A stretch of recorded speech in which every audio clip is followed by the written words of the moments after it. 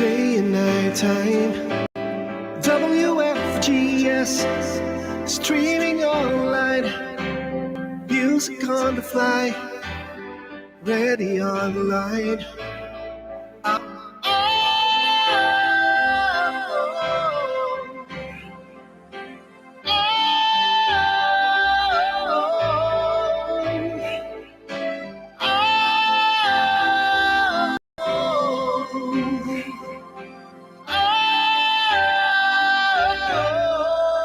Listen to the top songs of great performance now streaming on W.FGS.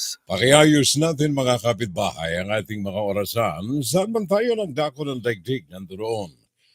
Sa mga sandaling ito, diyan po sa London, ang oras natin mga kapitbahay, ganap ng ika-2 ng hapon. Diyan sa Kingdom of Saudi Arabia, alas 5 ng hapon. Samantalang sa Japan ay ganap ng alas 11 ng hating gabi, Philippine Standard Time. And of course, sa bansa sa Pilipinas, ganap ng ika-10 ng gabi. Samantalang sa Hawaii, there you are. Sa Hawaii, ganap ng alas 4 po ng madaling araw. And it's time sa ating, let's have some fun. It's Fun Saturday live.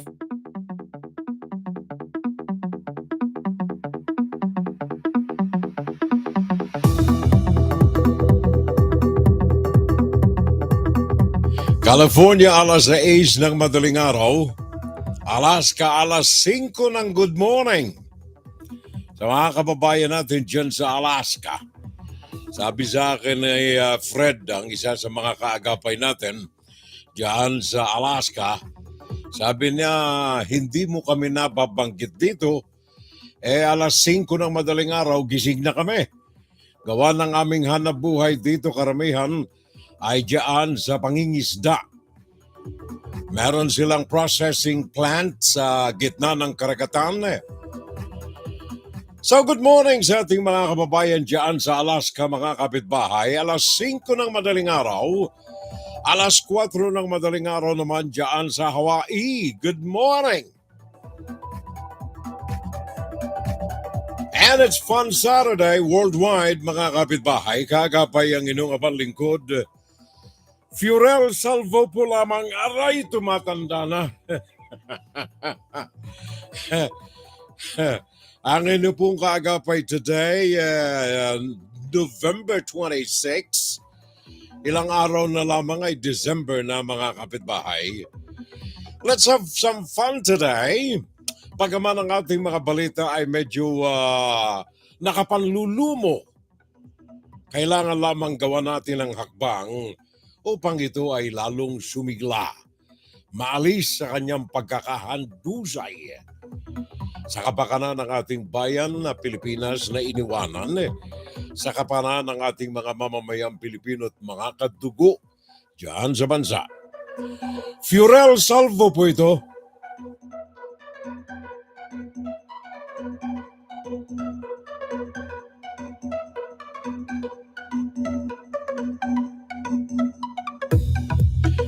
Good morning, Carol! Ang ating kaibigang Carolina Luge, sabi niya, I'm watching ba? Malayo na pala eh. Oh, Serendipity Avrilet ang nangunguna sa listahan natin. Good morning, Serendipity. Naalala ko tuloy yung unang tinirahan namin dyan sa Boracay. Serendipity. Good morning, good afternoon, and good evening. And of course, amparin natin ang ating kumpareng hilaw, ang ating kaibigan Jundi T. Valencia, pare ko ay, thank you very much. Sabi niya, praise God. Thank you, beautiful. Yan ang magandang unang mga pananaw sa umaga dito sa atin sa East Coast of USA. It's 9:04 in the morning. Mahirap gumising ng maaga, parang Junte. Ang hirap gumising ng maaga. Ang gising natin usually ngayong standard time, mga 9 o'clock, 10 o'clock. Gawa ng kung matulog tayo, alas 2 ng madaling araw eh. Alas 2 ng madaling araw, alas 3 ng madaling araw. Thank you, Jundi T. Valencia, my friend. Thank you, Fernando Diego Constantino. Gandang umaga pare ko. Hey, good morning bro. At sa lahat ng mga followers natin, mga listeners mo, thank you. Happy Fun Saturday sa ating mga lahat. Sabi ni paring Fernando Diego Constantino. And then si Kurata, si Leonor, na andyan kaagapay natin. Thank you. Maraming salamat, Leonor Kurata sa Japan. Of course, si Carolina Luge, kaagapay din natin na yun. Good morning, Furel. I'm watching here sa Shiba, Ken, Japan. Sabi ni Leonor Kurata. And of course, Concepcion Esma Constantino. Watching our show today, thank you. At saka welcome sa ating Fun Saturday Live Parikoy. Concepcion Esma Constantino. Sabi niya, good morning po. Diyan sa Pinas mga kababayan, maganda ang lagay ng ating panahon. Ayon sa Pag-asa, nakakukuha lamang natin this morning at 5 o'clock. Sabi na karamihan sa mga lugar diyan sa bansa, especially sa Luzon, Visayas, magkakaroon ng medyo maalinsangan na maghapon ngayong araw na ito ng Sabado and tomorrow Sunday. Samantalang sa Mindanao at Palawan ay makulimlimang mga kalangitan ngayong magdamag na ito ng gabi at saka bukas Sunday pa rin. May mga manakanakang mga pagbuhos ng ulan, mga manakanakang mga pagkulog at mga pagkidlat ayon ito sa Philippine Atmospheric, Geophysical and Astronomical Services Administration o dili kaya ay Pag-asa. Patuloy ang mainit at maalinsangan na panahon sa malaking bahagi ng ating bansa mga kapitbahay. And of course, kasama na riyan ng Visayas, liban sa bahagi ng Mindanao. Yan ay dahilan sa easterlies o kaya ang hangin na galing sa Pasifiko, sa Pacific Ocean. Habang sa ilang mga lugar ng Visayas and then kabuuan ng Mindanao, may mga manakanakang mga pagkulog at saka mga pagkidlat yan sa bahaging yan. Dito sa amin sa Amerika, thanks God, dito medyo may liwanag kami. Meron kaming araw ngayon na sumisikat. Sa ibang bahagi ng Amerika, pakinggan ninyo ang lagay ng ating panahon. Puso ko, sa bayan ko. Medyo hindi maganda ang kabuuan ng lagay ng panahon dito sa amin sa Estados Unidos. Kaya yung mga nagbabiyahe na ngayon, araw ng Sabado, magbabiyahe today at magbabiyahe bukas either sa land or by air. Gawa ng nakalipas naming Thanksgiving nung araw ng Wps, 24 ng buwan ng Nobyembre. So karamihan sa mga kababayan natin dito sa Amerika, either lilipad today o kaya tomorrow. Medyo masama ho ang mga kalagayan ng panahon natin sa kapaligiran. Several weather systems are forecast to trouble regions of the United States today, Saturday, the whole day today, Saturday, and tomorrow, Sunday, including two in the northeast and another pair dumping snow parts of the Pacific Northwest. Yan ay yung mga bahagi dyan ng California at saka ng Washington. Rainy on the northeast and midwest. Ayan ay sabi rito ng ating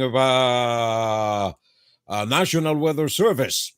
Dalawang mga magkakahiwalay na mga masasamang sistema ngayon ay makakaapekto sa mga pagbiyahe, lalo na sa himpapawid at sa mga lupain, sa mga highways natin, lalo na dyan sa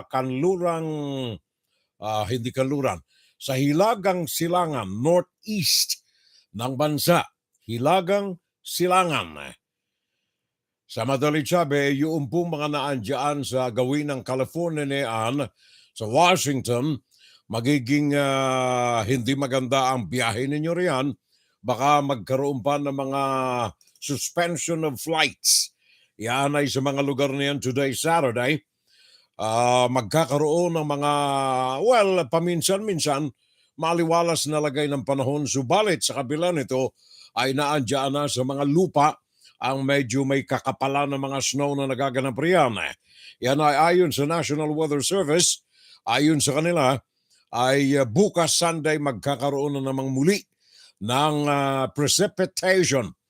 Pagbagsak ng ulan ng ilang bahagi rito ay mga snow sa mga bahagi na yan ng silangang bahagi ng bansa. Silangan ng Hilaga. There you are. Northeast ng ating bansa. Hindi lamang yan, diyan sa Texas mga kapitbahay, ang pagbabiyahe po ninyo riyan sa Texas ay medyo ingatan. Gawa ng ang mga kalsada riyan ay nakukula-pula ng snow. Ayon naman dito sa patuloy na pagpapaalaala ng ating National Weather Station. Diyan sa Texas, ang ilang mga counties diyan sa Texas ay kasalukuyang hindi maganda ang kalagayan ng mga kalsada, especially sa New Mexico. Ngayong araw na ito ng Sabado, magkakaroon sila ng mga pagbagsak ng ulan. Mantakin mo, Texas yan ha. Mga blizzard warning pinalalabas ng ating weather system organization sa Amerika. Widespread snowfall, maaaring umabot pa ito ng mga 4 na pulgada, 4 inches. Yan ay dyan sa mga lugar ng pananalanta ng weather disturbances dyan, cyclone, dyan sa mga bahagi ng Texas. 5 to 10 inches. 5 to 10 inches. At merong mga taglay na mga pag-ihip ng hangin about 60 miles per hour. And then samantala sa kanlurang bahagi naman ng naturang estado ng Texas, hanggang sa mga Gulf areas nito, patuloy na magkakaroon ng mga pagbuhos ng ulan sa mga bahagi na ito, lalo na sa malapit sa karagatan ng Gulf of Mexico dyan sa Texas. Ilang areas din, 2 to 3 inches ng rainfall ang makikita riyan pagkatapos ng ilang mga pagbuhos ng ulan. Samantala sa Pacific Northeast, ito yung California again, Pacific Northeast. Patuloy sila magkakaroon ng sama ng panahon pa rin sa mga lugar na yan. A combination of snow and then rain. Hazardous sa mga biyahe ng ating mga kababayan. Kaya pinapaalala po lamang natin yan. Gawa ng marami sa atin mga kababayan. And of course, itong ating mga kapitbahay dito sa Amerika ang nagbiyahe noong mga araw ng Miyerkules dahilan sa pagdiriwang ng ating Thanksgiving. And then of course, ang uwian nila, long weekend, Thursday, Friday, Saturday, walang mga pasok sa trabaho until Sunday. Kaya Sunday, bukas, and today, ang ilan dyan ay mga nasa biyahe o kaya magbabiyahe na. Kaya paalala natin, ingatan po lamang, ika nga'y makipagtalastasan tayo sa ating mga kumpanya ng eroplano para mapag-alaman kung may mga biyahe ang ating mga ruta na kinuha sa ating mga tickets. Juan, Saturday Live! Saturday Live! Raul Paricoy, good morning! Raul Estrellado, naandyan nakaagapay ang ating kaibigan. Paricoy, maraming salamat. Long time no see and long time no hear, Paricoy. Ayan ang ating paring si Raul Estrellado, isa sa mga leaders ng ating Filipino-American community dito sa East Coast, dito sa bahaging ito ng Estados Unidos. Fiorel, Brian Triviana, maray na banggi po, hali digdi sa Dubai. Ang ating kababayan, ang ating kahimanwa sa Kabikulan, Brian Triviana, yan sa Dubai. Pare, thank you. Nanonood siya sa atin dito sa live broadcast natin, simulcast sa YouTube. Thank you, Brian. Maraming salamat. And of course, already San Miguel, good morning, Fiorel. I'm watching. Thank you very much, pare ko. Reddy San Miguel, at saka si Edna, ang ating magaling na nurse. Naandyan si Edna. Saan ka ba, Edna, ngayon? Nasa Texas? Edna Santa Rosa. Texas nga. I'm watching here sa Texas Furel. Happy birthday to my sister, Ate Cory. Si Ate Corazon. 78th birthday anniversary niya ngayon. Ngayong araw na ito. Huwag ka mag-alala, Edna. Nasa listahan ko siya. Nasa listahan ko siya. In fact, si Manay, nag-iwan din sa akin ng note. Ito, sa kanyang sister-in-law, sa aking sister-in-law, si Ate Corazon. Corazon Santa Rosa Pante. There you are. Kaya nagdiriwang siya ng duroon daw sa Siruma, Camarines Sur. Thank you very much, Edna. Maraming salamat. Thanks for the view. Carolina Luge, hello. John D. and Cristala. Keep safe na lamang daw kayo riyan. Sabi ni Carolina Lugi. At saka Furel, sabi niya sa akin, pakibati na lamang kay Madam Hilda. Stay safe na lamang daw. Thank you. Salamat daw, sabi ng aking may bahay. Thank you very much. Kay Carolina Luge. Concepcion Esma Constantino. Good morning, pare koy. Maraming salamat. And of course, ang aking kapatid si Ate Nens, dyan sa Legazpi. Good morning, ate. At sa lahat ng aking mga pamangkin riyan at sa buong pamilya, magandang gabi dyan sa Legazpi City. Sa ating mga kababayan riyan, good morning. Good evening. Galing sa East Coast ng Amerika, good morning. Pakinggan si Pirel Salvo tuwing Sabado dito sa FGS Web Radio para sa mga Pilipino. Nagkaroon ng paglindol nga pala diyan kanina sa Abra. Magnitude 4.1 ang tumamang paglindol araw ng Sabado Philippine Time diyan sa Abra ayon ito sa Philippine Institute of Volcanology and Seismology, kaya FIVOX. Ito'y naganap ng alas 4:15 ng madaling araw. Ngayong araw na ito ng Sabado, epicenter nito 8 kilometro sa hilagang kanluran ng lagayan dyan sa Abra. Tectonic ang origin itong naturang lindol. So wala namang mga danyos na naitala ang ating FIVOX. Bagaman yung Abra, if I may correct me if I'm wrong, pero yung Abra po nagkaroon na ng dalawang mga malalakas na paglindol dyan. Nitong mga nakalipas na mga panahon, dalawang mga malalakas na paglindol, kung ako'y hindi nagkakamali, ngayong taon na ito, ano ba, November na ngayon, November 26. I think ngayong taon na ito, hindi ko lang maalaala. Magnitude 7 ang isa sa mga lindol na tumama riyan. At ito'y July of this year ba o next year? I think this year I think July of this year. Naalala ko kasi magbi-birthday ako nung araw may namatay riyan, 11 I think. Ang mga namatay dyan sa lindol sa Abra. Sa unang lindol nito noong nakalipas na July. Hindi ko lang maalala kung this year or last year.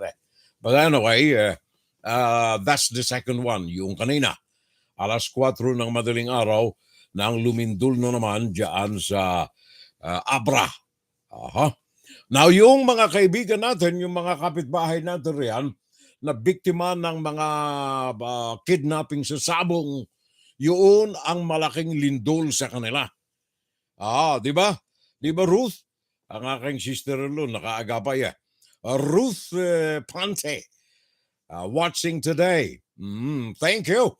At saka si Milagros Doloriat, good morning po riyan. Manoy Furel, salamat na lamang at natapos na rin ang restrictions sa aking account.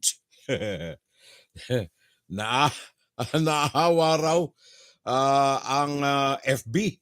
Pinakawala na ako sa bisig niya. Tuloy ang panunood ko ngayon ng FSL ni Manoy Fiorel. I love you. Wow. I love you, Elfie. And the Elfie. Tama ba? FB pala. FB. Hindi Elfie. FB. Facebook. There you are. Sabi ni Milagros Dolorian. Yes, welcome back, Mila. Thank you very much. More power po regards na lamang kay Ate Hilda, sabi ni Edna Santa Rosa. Thank you, Edna. Maraming salamat. And we are watching. Regards to everybody there. At saka may God bless us all. Sabi naman ng aking kapatid, si Ate Nens. Yung mga kamag-anak po nitong ating mga nawawalang mga sabungero, mantakay mo, 35 yan ha. Tama naman yung mga hinaing nito eh. Bakit sa kabila ng napakarami na mga pangyayari, 2021 pa nang unang mawala ang kanilang mga kamag-anakan. Hanggang 2022, walang nangyari. Bagaman sabi ng pulisya, 11 na ang mga nasa kanilang kanlungan ngayon. 11 members of the National Capital Region, police, members of the police, ang sinangatan na ng kaso. Subalit sa kabila nito, itong ating mga kamag-anakan ay nababagalan sapagkat wala pa silang matukoy karamihan sa 35 na mga nangawawala na biktima ng kidnapping ng kung sino. Yan ang kinasasama ng loob ng ating mga kamag-anakan ng mga biktima na ito. Bakit? Wala pa silang nakikitang liwanag. Rafi Santos ng ABS-CBN, pakinggan natin. Matapos ilabas ng ABS-CBN News ng eksklusibong video sa pagdukot ng isang nawawalang sabongero noong isang taon, lumutang sa PNP Criminal Investigation and Detection Group o CIDG ang lalaking itatago natin sa pangalang Pepe. Ayon kay Pepe, na isa ring sabongero, nakilala niya mula sa tindig ang lalaki sa kaliwa na umaakay kay Michael Bautista kasama isa pang lalaki noong April 28, 2021. Ang lalaki anya sa video na nakasombrero at berdeng shorts ay nagtatrabaho sa sabungan kung saan dinukot si Bautista. Kasi po, nakakabay po doon sa lalaki, sa may bandang kaliwa po. Nakalala ko po siya. Si Dondon po yun. Sabi ni Pepe, madalas nilang makatransaksyon ang lalaki sa sabong dahil manager umano ito sa isang farm ng mga manok panabong sa Laguna. Kasi doon po sa farm nila, nag-entry din po kami doon. Kasama ko po yung kaibigan ko. Entry po kami doon. Nakikita ko po siya kasi siya po yung manager po doon sa farm.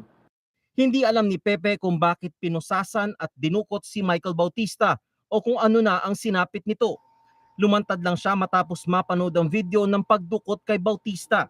Pamilyar din umano kay Pepe ang pangalawang lalaking may hawak kay Bautista sa video pero hindi siya makasiguro dahil nakatakip ang muka at hindi masyadong kita sa video ang suot nito. Dahil sa salaysay ni Pepe, tinuturing ng person of interest ng CIDG si alias Dondon.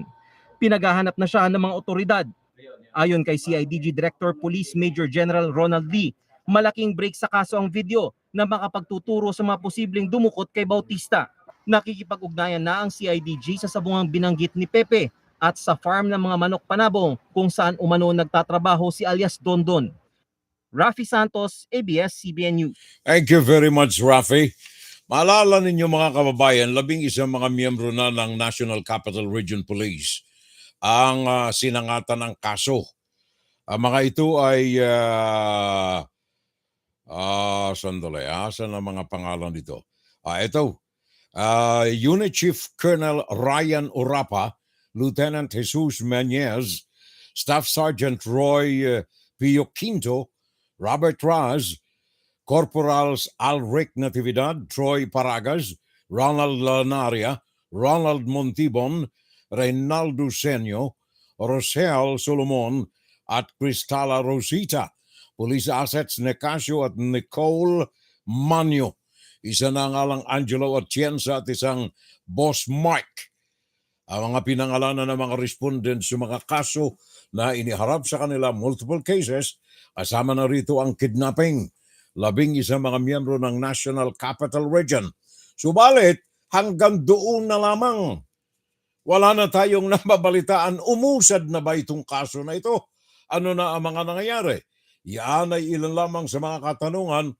Ito pong mga kamag-anakan na hanggang ngayon ay grabe ang pagdurusa, grabe ang paghihirap sapagkat hindi nila alam ano na ba ang kinaabutan ng kanilang mga kamag-anak na hanggang ngayon 35 wala pa silang alam ito ba'y buhay pa o ito ba'y wala na. Kaya mga ito'y nananawagan po sa Pangulo na ng Pilipinas, BBM. Nananawagan sila na kung maaari ay tulungan na silang mahanap, mabigyan man lamang kahit konting liwanag, ano ang kinahinatnan ng may 35 na mga magsasaka na ito na hindi nila alam kung buhay pa o kaya ay patay na. Michael Deliso ng ABS-CBN, idagdag natin ito mga kapitbahay. Pinagdadasal lang po namin na kung nasa man sila, sana makita namin. Anong nangyari? Sino kumuha? Saan dinala? Anong ginawa nila hanggang ngayon? Hindi namin alam. Hirap kami. Yun lang po ang sinasangan namin. 35, lahat-lahat ang sinasabing mga nawala dahil sa sabong at isabong mula noong 2021. Iba-iba ang pinanggalingan mula Maynila at mga karatig lalawigan. Umabot sa Senado ang investigasyon sa pangyayari. Isa sa mga nawawala si Ricardo John Lasco Jr., master agent ng online sabong. Dinampot siya sa kanyang bahay sa San Pablo, Laguna noong August 30, 2021. Mga pulis ang naiturong sangkot sa pagkuha kay John. Isa pong lalaki, pinadiretso niya po ako dun sa may lagayan ng bolt. Sabi niya po sa akin, ikaw buksan mo to. Buksan ko daw po yung bolt. Si Mr. Roy Navarrete po. Kaya po na-identify namin is nung pinakita sa amin yung picture is si Paghangaan po. Sinampahan ng reklamong kidnapping at serious illegal detention sina Paghangaan, Navarrete at 3 iba pang pulis. Sinampahan din sila ng karagdagang reklamong pagnanakaw dahil umano sa pagkulimbat sa mga pera, gamit, cellphone at alahas sa bahay ng biktima ng siya'y dukutin. Nadawit na rin ang negosyanteng si Atong Ang. Ate, kahapon pa sila dinala ng mga tao ni Atong Ang. Nagsabi na yung mga bata mo is hinold dito sa loob ng sabungan na mga ano po daw ni Atong Ang. Ang tawag niya po ay Boss A. Yun po ang ano po namin na sinasabi niya si Atong Ang po daw. Ang sabi po nung tinawagan po niya, ang sabi po ay, sige, paaminin niyo kung sino ang boss. Pag hindi niya namin, patayin niyo na. Michael Deliso, ABS-CBN News. Tingnan na yan, Atong Ang. Siya ang pinakang malaking operator ng isabong sa bansa. Ilang beses nang nadawit ang kanyang pangalan sa iba't ibang mga kaso. Parang bula. Pagkatapos na mabanggit yung pangalan niya, parang ulap eh. Unti-unti makikita mo nawawala na. Hanggang wala na. As in wala na. Ang mga kawawa dito sa mga ganitong uri, yung mga nauutusan. Sino nag-utos sa iyo? Si Atong Hangho. Sino ang mga nautusan? Ito po sila. Sino ba ito? Julie Pati Dungan Aguilar, Mar Carlos Zabala, Evangelista Virgilio Bayog Pilar, Roberto Marteliano, Guillerma Jonas Alingasa Alegre, John Rick Consolacion Recapur, Herolden Alonto, Claire Cudilia, at isang alias Chief at 6 na mga John Does. Ang mga ito'y iniharap na o kaya pinagharapan na ng mga kaso sa Department of Justice. Hanggang ngayon, wala na tayong narinig uli. Okay, ito mo na. Yung mga tao na ito mga utusan ito Kailangan ang mga ganitong uri ng mga krimen, hindi lamang ganitong uri ng mga krimen, kundi lahat ng uri ng krimen dapat ay hinahanap sino ang nagpapasimuno. Atong ang pangalan na binanggit. Ito ba'y naimbestigahan ng maigi? Naalala ko tuloy Inaabuso na tayo sa West Philippine Sea. binabastos na diyan sa West Philippine Sea. Reklamo ng mga mangingisda natin diyan sa West Philippine Sea, mga tiga Palawan, mga taga Zambales, mga tiga Bataan, nagrereklamo na itong mga ito, wala na silang mangingisda. Wala na silang mahuling mga isda, gawa ng hindi makapunta sa mga lugar na pinagkakakumpulan ng mga isda, gawa ng ang mga Coast Guard ng China naglipa na. Kasama na riyan itong mga kunyari mga fishermen na mga kabahagi ng People's Liberation Army sa karagatan ng West Philippine Sea. Ginahasa na tayo riyan sa West Philippine Sea, mga kababayan. Lalo nang namayagpag ang mga ito noong panahon ni Rodrigo Duterte nang nakalipas na 6 na taon. Pati ba naman sa lupa dumaranas tayo ng mga pang-aapi? Mamaya pag-uusapan natin yan. Hindi lamang itong mga kaso na ito ng mga sabungero na kinasasangkutan ng mga dayuhan riyan sa mga pamunuan ng mga kidnappings na ito, kundi napakarami pang kriminalidad na nagaganap sa bansa sa kasalukuyan na kinasasangkutan ng mga dayuhan. Kaya nga ba't ang panawagan natin dito kay BBM, gising na, pare koy!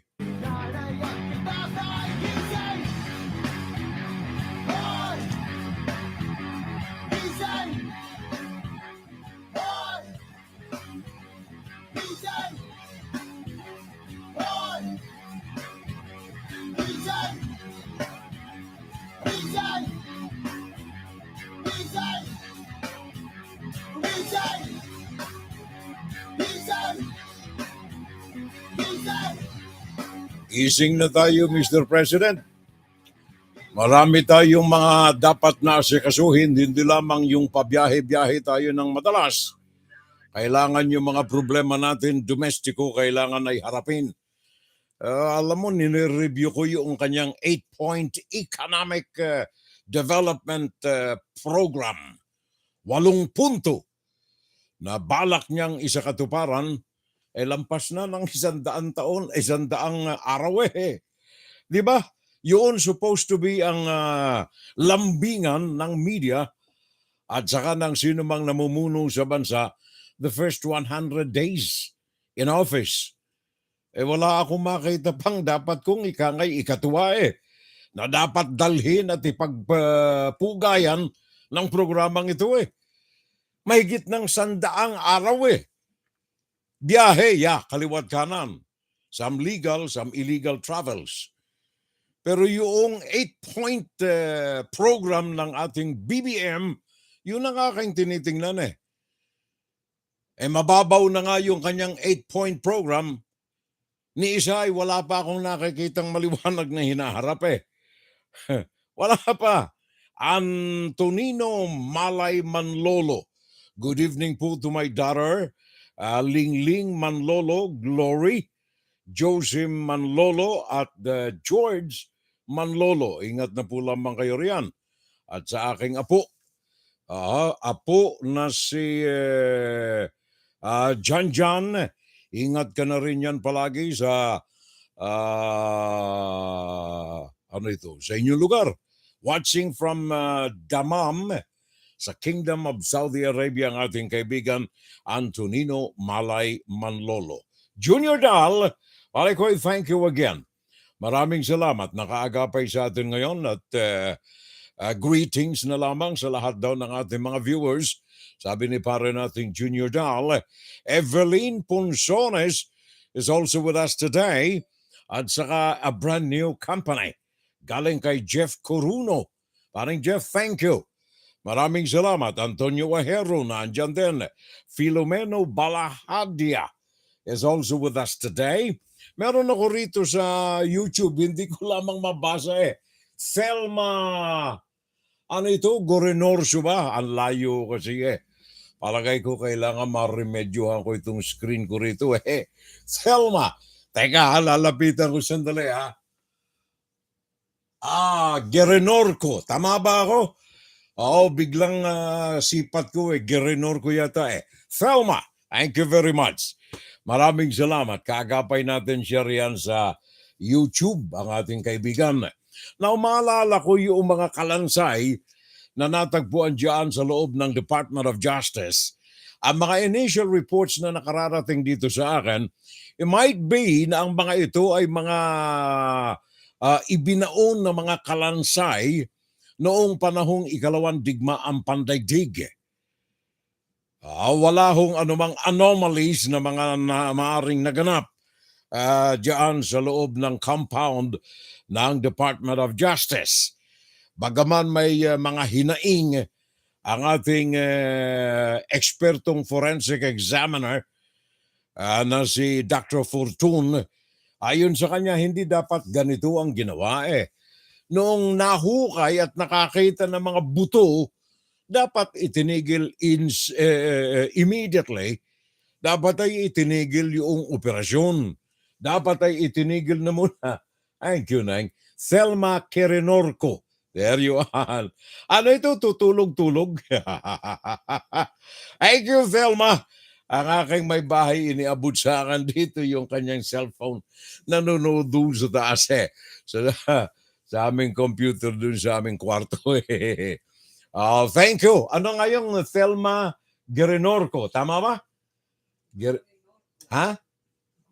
Quirinorco. There you are. Thelma Quirinorco. Nanonood siya sa atin dyan sa YouTube. Thank you, Thelma. Maraming salamat. Now, kaugnay dito sa mga skeletons na ito, mga kababayan, ang sabi ni Dr. Fortun, which is supposed to be the scientific procedure na dapat ay alam ng ating mga naandyan sa bansa rin. Yun ang kanyang hinaing Sabi niya, pag kayo nakakita, kunyari, may mga excavations, may mga renovations kayong ginagawa, whatever, o kaya construction, may nakita kayong hindi lamang kalansay, o kaya kalansay, in this example, kalansay, dapat immediately itigil yan. Kaya yan ay may historical value, wala, itigil, kalansay So baka kailangan ng mga pulis na mag-imbestiga, kordonan kaagad yung lugar. Yun ang sabi ni Dr. Fortun. Now, pakinggan natin ang detalye na ito galing kay Mike Navalio ng ABS-CBN. Meron siya mga karagdagang pag-uulat tungkol dito sa skeleton na ito na natagpuan dyan sa loob ng compound ng Department of Justice. Nagulantang ng ilang construction workers sa Department of Justice itong Huwebes nang tumambad ang mga kalansay at bungo ng isang tao habang naghukay sila para sa itinatayong library. Kaagad ipinatawag ang National Bureau of Investigation Forensic Division para suriin ang mga buto.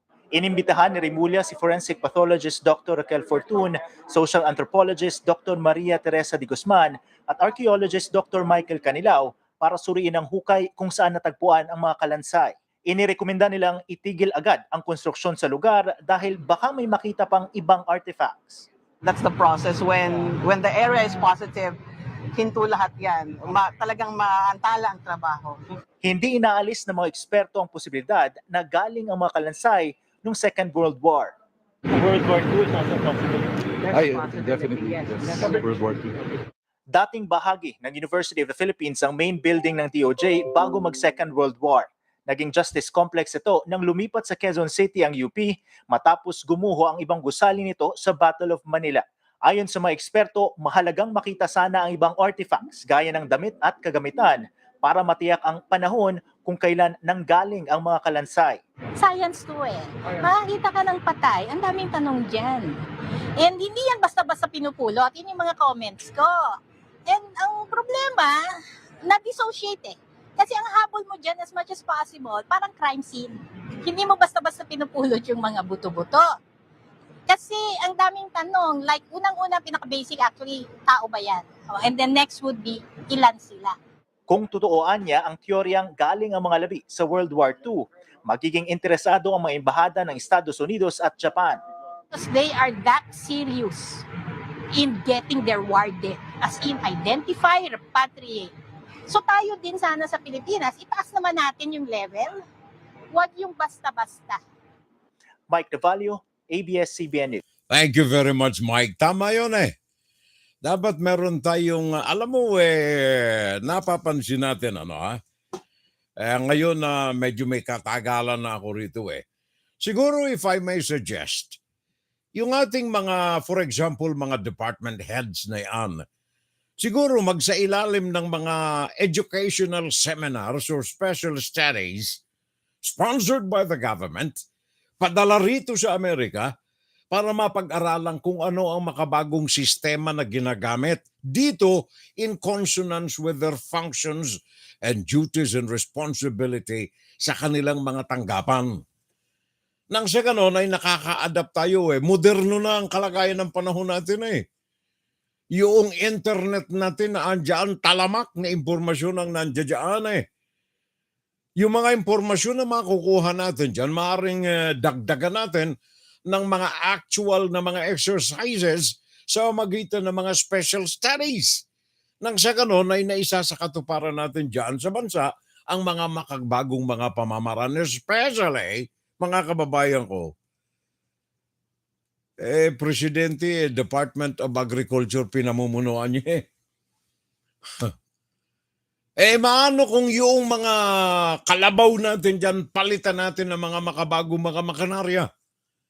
Kung makikita ninyo sa YouTube, maging pagtanim ng palay ngayon dito sa Amerika, maging dito sa Mexico, ginagamitan na nila ng makinarya, hindi na mano-mano na nagtutusok ng binhi ng palay sa palayan. Makina na. Aandar yung makina na ang nagtutusok ng mga binhi ng palay at sa isang oras, ang damakmak na ang nagagawa. Kumparado natin doon sa mano-manong kamay. Maski na yung paglilinis ng mga sakahan. Ilang buwan natin ginagamit ang ating kalabaw upang malinis, maihanda ang mga sakahan natin para tamnan ng palay. Kung ang gobyerno ay nakafocus sa production, tinitingnan ko yung 8-point production program ni BBM mga puro pampapel lamang ito Pag-uusapan natin yan mamaya sa ikalawang bahagi natin. Kung paano itong inequality ng yaman sa taong bayan ay nagaganap sa bansa. Masaklap sa mga nakakaalam, sa mga may malawak na kaalaman dito at mayroong pagmalasakit sa ating taong bayan, masakit tingnan ang katotohanan. Mamaya pag-usapan natin yan Kagaya na lamang kanina, nabanggit natin yung mga dayuhan diyan sa bansa na umaabuso ng West Philippine Sea.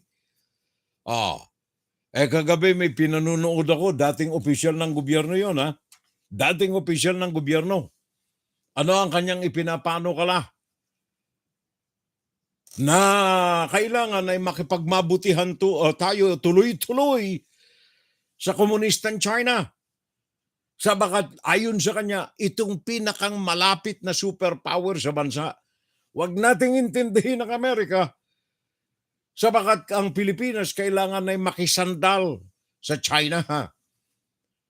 At marami siyang mga sinabing kadahilanan na hindi katanggap-tanggap Malayo daw ang Amerika para depensahan ang Pilipinas. At saka kung may Amerikano raw sa Pilipinas, uunahin ang Pilipinas ng China, nasasalakayin gawa ng mga Amerikanong ito. Napakababaw Ngayon po ang Amerika nagigising na rin sa katotohanan na ang China ay hindi kaibigan ng tunay na maituturing natin ito. Parang June de Valencia. Hindi maituturing na kaibigang tunay ang China sa marami ng kadahilanan. Last week, binanggit na natin yung ilan Mamaya babanggitin natin ang ilan pa. Kaya dito sa Amerika, itong National Telecommunications Commission namin dito ay ipinagbawal na ang importasyon ng mga technologies ng China, especially kung ito ay ikinakabit sa mga sensitibong mga ekipahe kagamitan ng Amerika na maaaring mag-jeopardize o kaya maging sanhi ng spying sa technology, especially operations ng militar at ng pamahalaan ng Amerika. Mga tuluyan ng ipinagbawal dito ng importasyon ay mga gamit na ipinamamahagi ng ZTE. Kumusta tayo, Gloria Macapagal-Arroyo? Yung pakikipagbati ni BBM kay Xi Jinping, nandoon si Gloria. Siya ang nakipagkamay. Sabi ng mga Chinese sa delegasyon ng Pilipinas, "Hello, Glory!" Hindi si Marcos ang pinate. Si Gloria Macapagal-Arroyo, bakit? May ZTE eh. Naalala niyo yung kaso ng ZTE? Isa sa mga dahilan kung bakit natanggal si Macapagal-Arroyo. Nakasuhan. Hindi natanggal. Nakasuhan. ZTE deal. Kaya dito sa Amerika, itong ZTE at saka itong Huawei ay pinagbabawal na tanggapin ang anumang importasyon ng sino man galing sa mainland China, mga bahagi ng mga kagamitan na pinamamahagi, binibenta ng Huawei at saka ng ZTE. Stephanie The US is Meyer. banning a number of tech companies. Among them, telecom gear companies Huawei and ZTE, drone maker Dahua, surveillance camera provider Hikvision, and radio system maker Hytera. Let's zoom in on the move. The Federal Communications Commission, or FCC, said Friday it had adopted final rules banning the sale or import of equipment from these companies. The agency cited national security risks for the decision. In 2018, Congress barred federal agencies from buying equipment from the 5 companies above. FCC Commissioner Brendan Carr addressed that in a statement, saying the 2018 ban left a loophole open and that the new FCC order closes it. He wrote that the earlier rules allowed carriers to use private funds to purchase the exact same equipment and place it in their networks. Outside the US, the British government also told government departments to stop installing surveillance cameras made by Chinese companies on so-called sensitive sites. Likewise, officials cited national security concerns. The directive says existing Chinese equipment should not be connected to core government networks and that removing it entirely should be considered. As for locations that are not designated sensitive, it says officials also should consider doing the same. By law, Chinese companies must cooperate with the Chinese regime on national security. That means handing over any data Chinese officials ask for. Chinese company Hikvision has denied its devices can transmit user data to third parties. The UK Parliament's Foreign Affairs Committee has previously called to ban Hikvision cameras and those from other companies due to human rights issues. These companies are said to have had their cameras deployed in labor camps in China's Xinjiang region. Thank you very much, Stephanie Meyer. Galing po yan sa NTD News dito sa amin sa New York. So, tandaan ninyo, bawal sa amin ngayon dito. Kaya mga apektado rito yung mga supplier ng mga cellphone, mga iPhones. Gawa na ang mga gamit riyan, magkakaminsan o kadalasan ay supplied by either ZTE o kaya Huawei. Ngayon, bawal na. Bakit? Spying eh.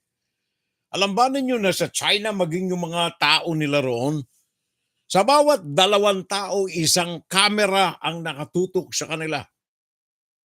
200 million cameras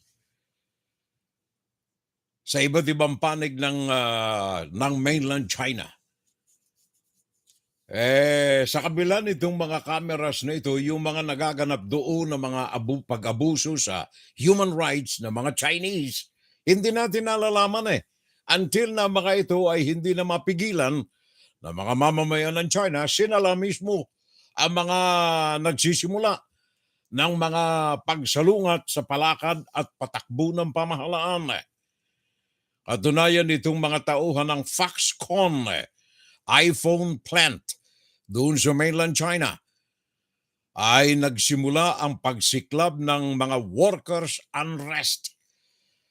Kung hindi pa sa mga social media na mga pinalulusot ng mga mamamayan ng China, hindi pa malalaman ng Western world kung ano ang mga nagaganap sa loob ng mainland China. Itong mga manggagawa ng Foxconn iPhone plant, hindi na makapigil ng kanilang mga pagdurusa, ng kanilang mga paghihirap sa kanilang mga workplace. Dahilan sa muling pagsiklab ng Wuhan coronavirus, ang kanilang operasyon ay naapektuhan ng matindi. Jeremy Sanford ng NTD News, meron tayong mga karagdagang pag-uulat tungkol sa bagay na ito. Jeremy? A Foxconn source that wished to remain anonymous says more than 20,000 employees have quit. They say the majority were new hires, not yet working on production lines. This after protests broke out in Zhengzhou this week. Police were filmed beating protesters in the street. Foxconn is offering to pay new workers $1,400 to quit and leave their jobs in an effort to resolve the dispute. The company also apologized to disgruntled workers. They claim there was a pay-related technical error when hiring. Workers say they were misled over compensation benefits at the factory. Foxconn launched a hiring drive earlier this month, promising bonuses and higher salaries after it had to enact COVID curbs in October. The restrictions forced the company to isolate many employees, having them live in dormitories and makeshift quarantine facilities on site. Workers also complained about having to share dormitories with colleagues who tested positive for the CCP virus and a shortage of food. The extreme restrictions prompted a mass exodus from the company. The factory produces Apple's popular iPhone 14 models. The complex is home to around 200,000 workers. The discontent has disrupted production ahead of the busy holiday season. The unrest at the Foxconn plant comes as China logs record numbers of COVID infections and increases lockdowns, fueling frustration among citizens across the country. Apple says it has staff at the factory and is working with Foxconn to address employees' concerns. Jeremy Sandberg, NTD News. Thank you very much, Mr. Jeremy Sanford. Yan ay apektado yung mga gumagamit ng mga piyesa ng Apple, mga computers at mga electronic devices. Sila po itong Foxconn ang mga gumagawa ng ilang mga bahagi ng naturang component na nasa loob ng mga produkto ng Apple.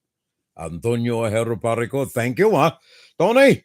And then Filomeno Balahadia, thank you, my friend. Filomeno Balahadia. And then another brand new name, si Melgar Tornea. Thank you very much, Melgar. Ano ito, babae ba si Melgar? Lalaki. Melgar Tornea. Welcome sa ating FSL. Magtanim may di biro, maghapon ay nakayuko. Dito sa Pinas, sabi ni Jundit Valencia, pare ko thank you. Yan ang sinasabi ko I don't know kung kinakantahan pa ngayon habang nagtatanim ng palay itong mga kaibigan natin. Maganda sanang alalahanin ang makalumang kultura natin. Kaya lamang sa kapakanan ng ikangay production, ay mantakay mo 110 million Pilipinos. Kung import tayo ng import, nakaw na, andyan na uli ang imbalance ng export-import natin na nagre-resulta ng inflation. Ayan ay marami tayong bakay na pag-uusapan riyan pare. Paring Sok friend de Marano, thank you Sabi niya, good AM na lamang Furel and keep safe na lamang. God bless. Sabi ng pare nating Sok, friend de Marano. Kawawa ang mga magsasakang mga Pilipino sa atin. Hanggang ngayon sila,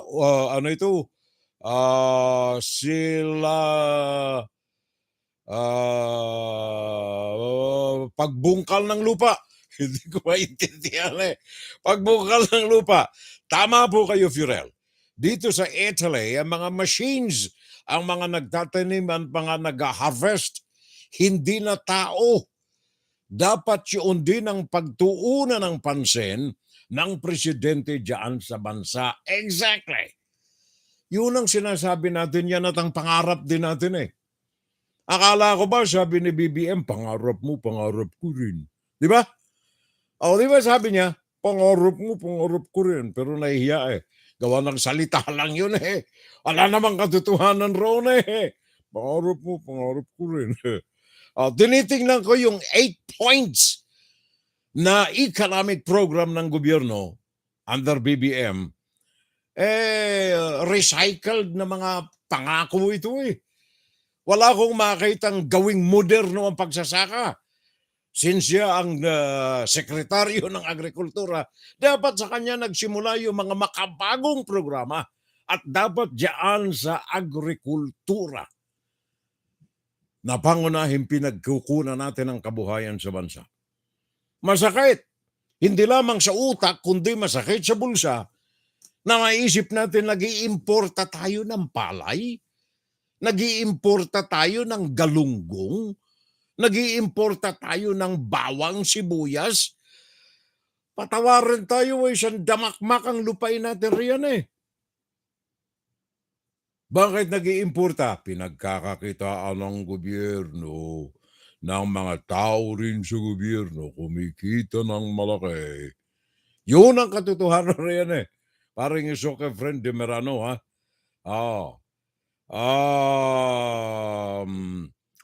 Pinapayagan na ng Philippine government ang Amerika sa pagtayo ng temporary American base within the Philippine military bases. Isa na rito yung base sa Palawan at iba pa. Actually, pare ko 5 yan eh. Hindi lamang 5 ang initially approved sa ilalim nitong agreement na ito between the Philippines and the United States. Actually, ito ay supplemental agreement ito eh. Sa ilalim ng Mutual Defense Treaty eh. Gawa ng hindi pwedeng maglagay ng mga military bases ang Amerika sa Pilipinas, simula nang ito ay ang Philippine government ay na-influensyahan ng mga komunista sa gobyerno, hindi na ni-renew yung lease ng military bases ng Amerika sa Pilipinas. Kaya, para ito ay magkaroon ng presence pa rin under the Mutual Defense Treaty, kailangan may nakaimbak din tayong mga kagamitang Amerikano diyan in case na magkaroon ng tuluyan ng pananakop ng China sa Pilipinas.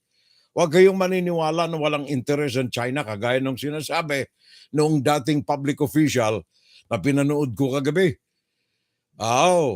Ang interes lang daw ng China sa Pilipinas, negosyo. Wala raw political ambition. Bakit naglagay sila ng military bases sa West Philippine Sea?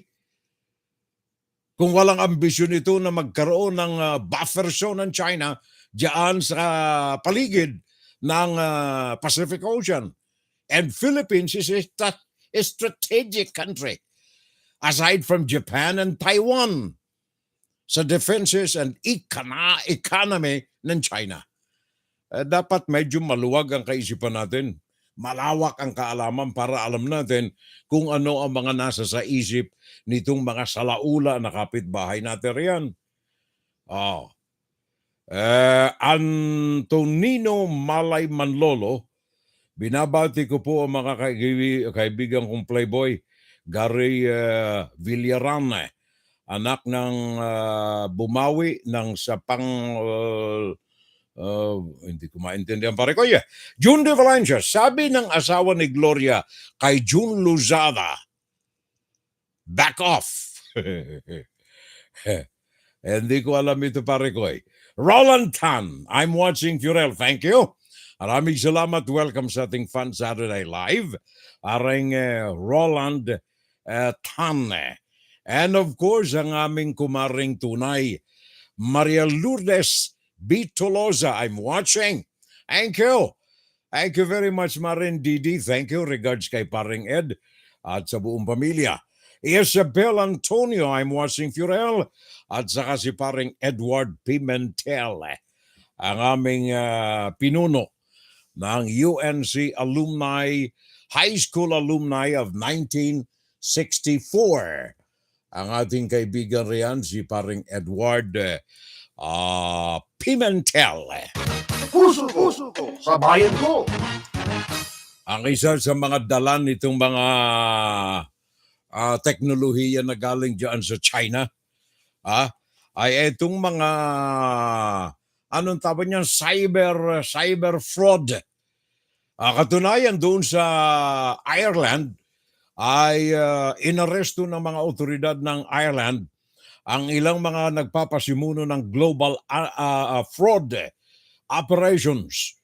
Paano ginagawa ito? Ito po yung iba't ibang uri na mga pandaraya na ginagamitan ng internet, ng social media. Etong mga nasa otoridad, military and police ng Ireland ay iniimbestigahan ngayon ang involvement ng ilang mga manlulukot, mandaraya sa cyber, at ito ay may kaugnayan dito sa pambibiktima ng maraming mga mamamayan, hindi lamang ng Ireland, hindi lamang ng United Kingdom, kundi ng daigdig. Kung paano isinasagawa ito at ano ang ginawa ng mga nasa pamunuan, pamahalaan ng Ireland, meron tayong karagdagang kaalaman kay Gross Jimenez ng NTD News. Ito po ang kanyang mga nakalap na mga pag-uulat kaugnay ng cybercrime. Pakinggan ninyong maigi sapagat baka kayo ay isa sa mga nabibiktima. Go ahead. 17 locations in the counties of Louth, Meath and Dublin were searched by Irish police earlier this month. The investigation involved a cybercrime known as spoofing. Users of the website ispoof.cc would fraudulently extract information from their victims in order to defraud them. Fraudsters would use Bitcoin to operate the service, which at times would contact 20 people across the world, mainly in the US, Australia, UK, and several European countries. The domain was seized by the FBI and the website shut down on November 9th. It is estimated that the global financial loss is over $100 million. Nearly half of this amount is said to be in the UK, where police are to contact tens of thousands of people to inform them they have fallen victim to the scam. 6 people have been arrested. Over 60 fraudulent accounts have been identified, as well as over 100 electronic devices confiscated. The investigation, spearheaded by London Metropolitan Police, involved a coordinated effort with other police forces across the globe. So far, 1 man has been charged with making articles to support the fraudulent website. He is due to appear at London's Southwark Crown Court on December the 6th. Cost Jimenez, NTD News. Thank you very much. Salamat sa atin sa mga naandyan sa NTD News based here in New York. Thank you at maraming salamat. May alaman ng konti mga kapitbahay, Mirna Navarrete Toledo, thank you very much.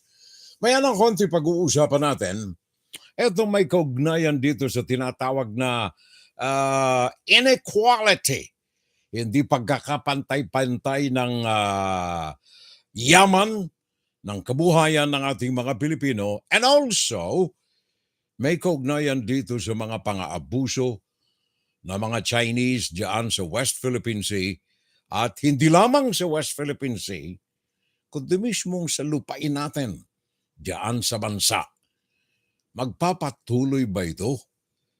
Simula sa pamamayagpag sa panahon ni Rodrigo Duterte, magpapatuloy ba ito sa panahon na ito ni BBM? Kaya ang ating panawagan, gising tayo. WFGS Broadcasting worldwide, day and night time. WFGS streaming online, music on the fly, ready online.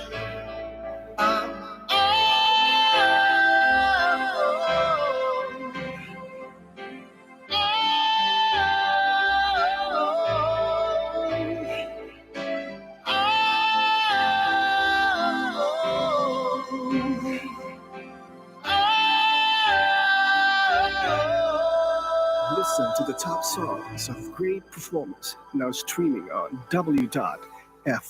Pakiayos natin ang ating mga orasan, mga kapitbahay. Ganap ng 4 na minuto.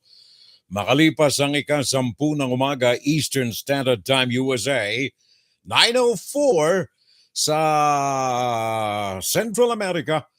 And of course, the mountain ay 8:04. California area of Pacific region ay ganap ng 7:04 pa lamang ng umaga. Gising na tayo riyan. May mga snow. Inside, kuro-kuro, opinion, and Saturday Live. Well, pag-usapan natin, kapitbahay, nung nakalipas na Sabado, pinag-usapan natin itong mga bagay-bagay na may kaugnayan sa hindi mga magagandang gawi ng mga dayuhan, particularly na mga Chinese diyan sa Pilipinas, ang pang-aabuso ng relasyon ng Philippine-Chinese sa ilalim ni Duterte at saka ni Xi Jinping sa loob ng nakalipas na 6 na taon. Ang ating kaisipan ay projection. Ano ang gagawin ni BBM sa relasyon na ito na hindi pantay?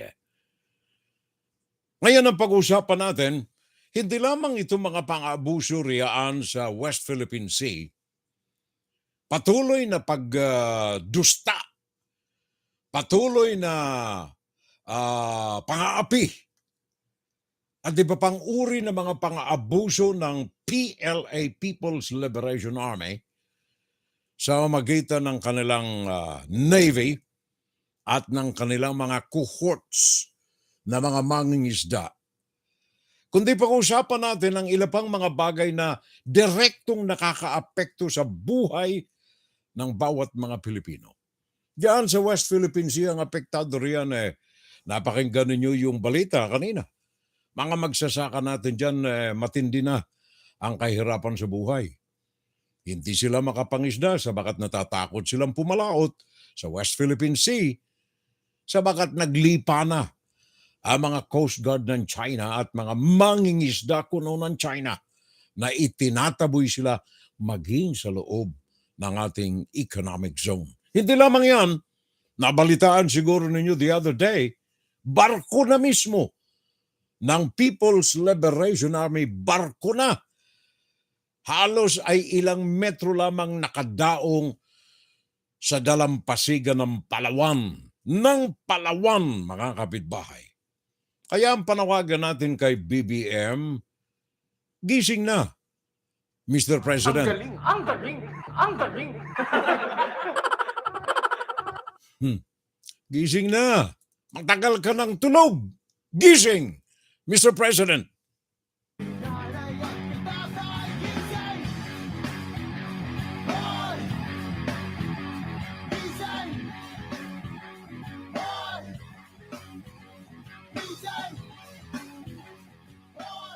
Ako'y nagtataka lamang. Gawa ng kagaya nung napakinggan ko kagabi doon sa isang public official. Dating miyembro ng kabinete pa ito ni Rodrigo Duterte. Well, of course, hindi katakataka na pro-Chinese itong mama na ito. Ang sinasabi niya, wag nating payagan na ipatupad ang kasunduan ng Amerika at saka ng Pilipinas dito sa EDCA. Ito pong EDCA ay yung Enhanced Defense Cooperation Agreement, EDCA. Sa ilalim nitong kasunduan na ito, ay pwedeng maglagak ng mga kagamitan ang Amerika, warehousing sa mga military bases ng Pilipinas sa iba't ibang panig ng bansa. Particularly itong unang 5 ay dyan sa Tarlac yung isa ay na dyan sa Palawan, meron tayong ilan sa Visayas at saka sa Mindanao. 5. Ang aking mga sensitibong mga places dito na itinuturo ko lagi ay etong Palawan. Gawa ng sabi ko na nga kanina, ilang metro lamang sa dalampasigan ng Palawan the other day, isang Coast Guard ng China, very comfortably na nakadaong, naka-anchor. Malay natin kung anong ginagawa ng mga ito. Tandaan ninyo, hindi natin kaibigan ng China, mga kababayan. Maging mga mamamayan ng China ayaw ng communist rule. Now, dyan sa Pilipinas, ang aking lamang pinagtataka, kagaya the other weekend, iulat natin dyan sa mga periodiko, mga radyo, television sa Pilipinas, na namayagpag na naman ng mga bangka, mga barko ng China, na itinataboy ang ating mga mangingisda sa West Philippine Sea. Bakit pinapayagan natin ito? Hindi kailangan niya mga note verbal na yan sapagat daang libo na. Ngayon lamang panahon ni Marcos, mahigit ng 40, 50 ang diplomatic complaint ng Pilipinas sa China na pinadala. Useless na yan eh. Hindi na kailangan yan sapagat patuloy na bababa ang pananaw ni Xi Jinping sa Pilipinas. Akala niya yung nagawa niya kay Duterte, kayang-kaya niyang gawin kay Marcos. So it is now up to Marcos na ikangay baguhin ang pagtrato na ito. Maaasahan kaya natin? Tandaan ninyo mga kababayan, dumalaw na diyan si Kamala Harris the other day. Muli ipinagdiinan ito na paiirali ng Estados Unidos ang kasunduan sa ilalim ng Defense Treaty between the United States and the Philippines. Ang China ay hindi maglalakas na loob na umapak sa mga teritoryo na alam niya na protektado ng Amerika. Especially diyan sa Pilipinas. It depends now sa leadership ng Pilipinas na ipairal ang soberenya ng Pilipinas at ipakita sa China na mayroong international court decision sa bagay na ito concerning the West Philippine Sea. Huwag ikatakot ni BBM na baka iyan ay simula ng pagsiklab ng digmaan. At yung sinabi ng cabinet member ni Duterte kagabi na pinanunod ko na, sinabi niya na magiging mitsa ng pakikidigma ng China sa Pilipinas ang mga military bases o kaya warehousing ng Amerika diyan sa Pilipinas. It is more of a deterrent sa ganitong aksyon pag naandyan yan. Hindi kaya ng China ang anumang risk ng digmaan. Gawa ng bagaman ito number 1 na economic power daw ngayon. Walang kakayahan ito sa pagpapatuloy ng economic power na yan kung magkakaroon ng digmaan. Iiwasan yan eh. Pabayaan natin ang issue ng West Philippine Sea. Gawa ng iyan ay alam naman natin na nasa kamay ni Marcos ang kinakaharap ng relasyon ng Pilipinas at ng China sa West Philippine Sea. Diyan natin binabantayan kung ano ang kanyang magiging galaw. Ang aking concern dito ngayon mga kababayan ay itong mga galamay ng China diyan sa Pilipinas. Ang iba riyan ay posing as businessmen, pero ang karamihan sa kanilang mga financial backing ay galing sa mga bangko pag-aari ng Chinese Communist Party sa China. Ang masaklap nito, it is okay. Kung yan ay nagdudulot ng economic effect, positive economic effect sa bansa, it's okay. Ang problema, kung ang mga batas ng Pilipinas ay inaapakan ng mga ito. Diyan lamang sa Zambales, may pinarating sa akin, hindi ko na babanggitin ang pangalan ng tao na nagpaabot sa akin ng tahasang reklamo nila sa patuloy na operasyon ng mining operated by a Chinese company owned by a pure-blooded Chinese man na may operasyon ng mining diyan sa Zambales. Ayon po dito sa ating mga kababayan, matagal na nilang reklamo ito eh. Napakatagal ng reklamo way back sa panahon ni Duterte.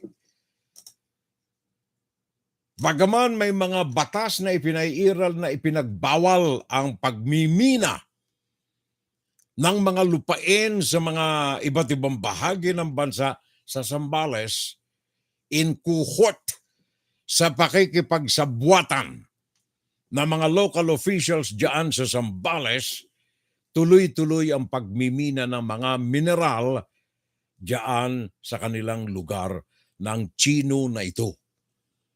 In fact, ayon dito sa kalatas na ipinaabot sa atin, merong nakatakda na namang delivery patungo sa mainland China this coming year, January, ng mga minimina na patuloy na nagaganap diyan sa Zambales. Katunayan hindi ko lamang na-print out itong mapa, itong aerial view, drone view, na maging sa mapa, sa Google, kung titingnan ninyo, kitang-kitang pagkakalbo diyan sa Zambales sa patuloy na illegal na pagmimina na ito. Ang masaklapan nito, ang may-ari daw ay Si Minyi, pure-blooded Chinese, na matagal nang iniutos na isara ang naturang minahan na ginagamit ng Yinglong Steel diyan sa Zambales, na hanggang ngayon ay patuloy sa kabila ng pagbabawal nito. In fact, meron tayong tinanggap ditong report na itong pagmimina na ito ay, let me see, ang pagmimina na ito ay pinansina ni Senator De Lima way back in 2021, na kung saan ay inilantad na ni Senator De Lima ang problema na ito ng illegal na pagmimina, illegal construction ng Chinese infrastructure and reclamation projects. Reclamation. I don't know kung anong reclamation ang ginagawa riyan. Sa balita ko, etong ilang mga hindi lamang mina ng lupa riyan, kundi itong pagmimina na ito na nagaganap ngayon diyan sa Zambales, ang ilang mga lupa pa na kinukuha riyan ay inilalagay doon sa mga islands, sa 7 mga military bases ng China diyan sa West Philippine Sea. Mga lupa na galing diyan sa Zambales.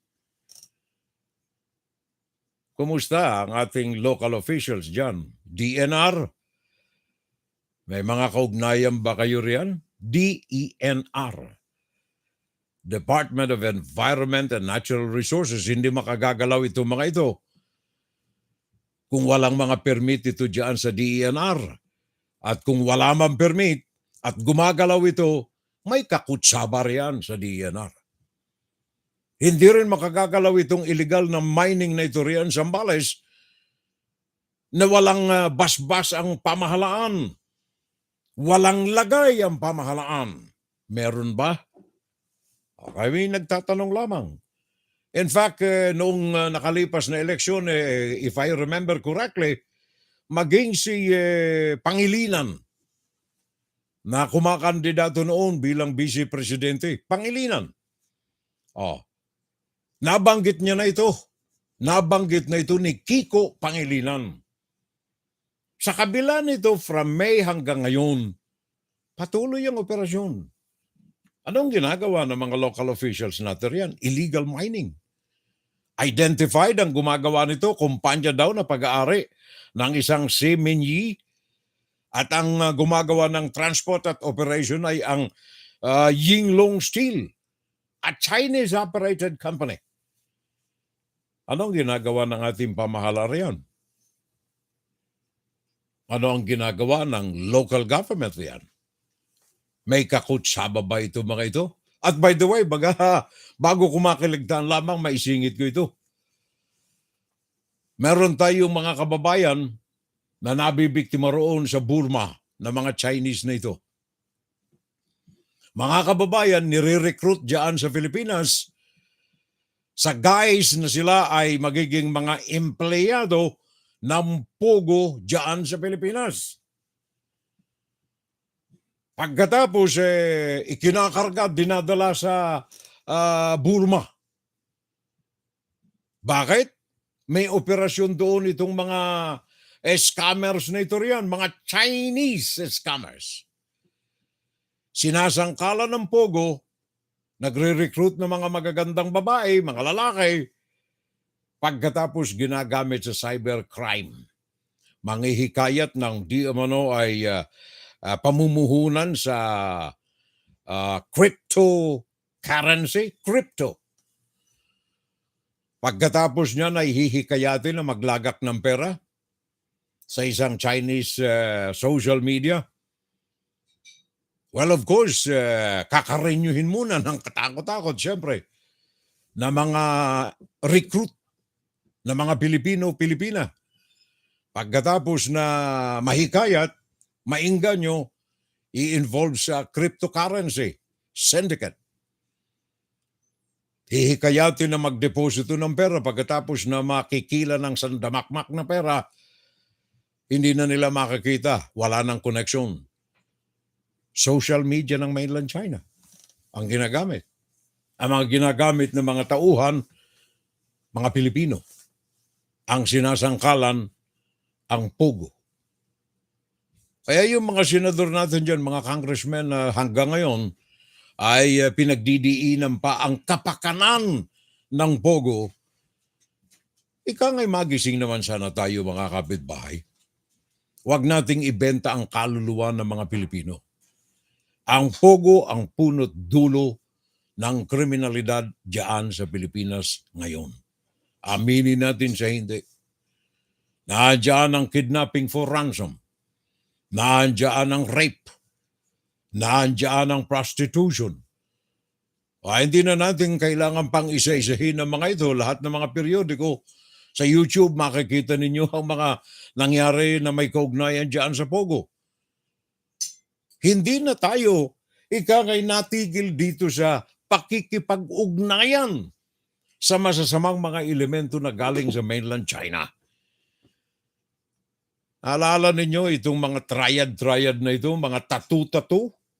Hindi ba naging issue na yan noong panahon ni Duterte? Mismong anak niya.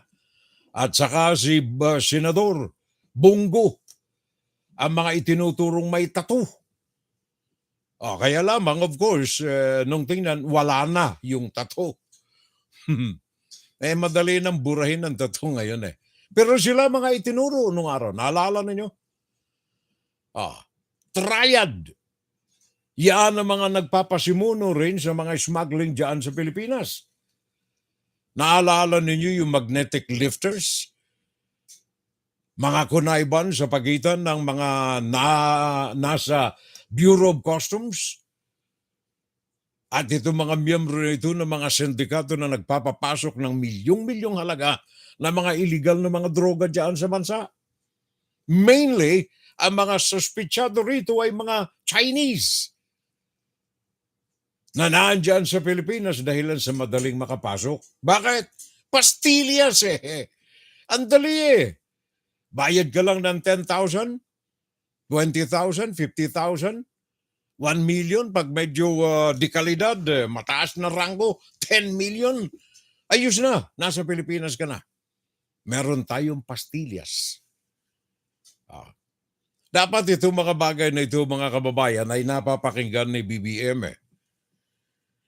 Baka sakali na ito'y makatulong na mapagtanto ng kasalukuyang administrasyon na ang nakalipas na 6 na taon sa mga Pilipino ay grabe ang idinulot na pagbagsak ng karakter ng mga Pilipino at ng imahen ng mga Pilipino.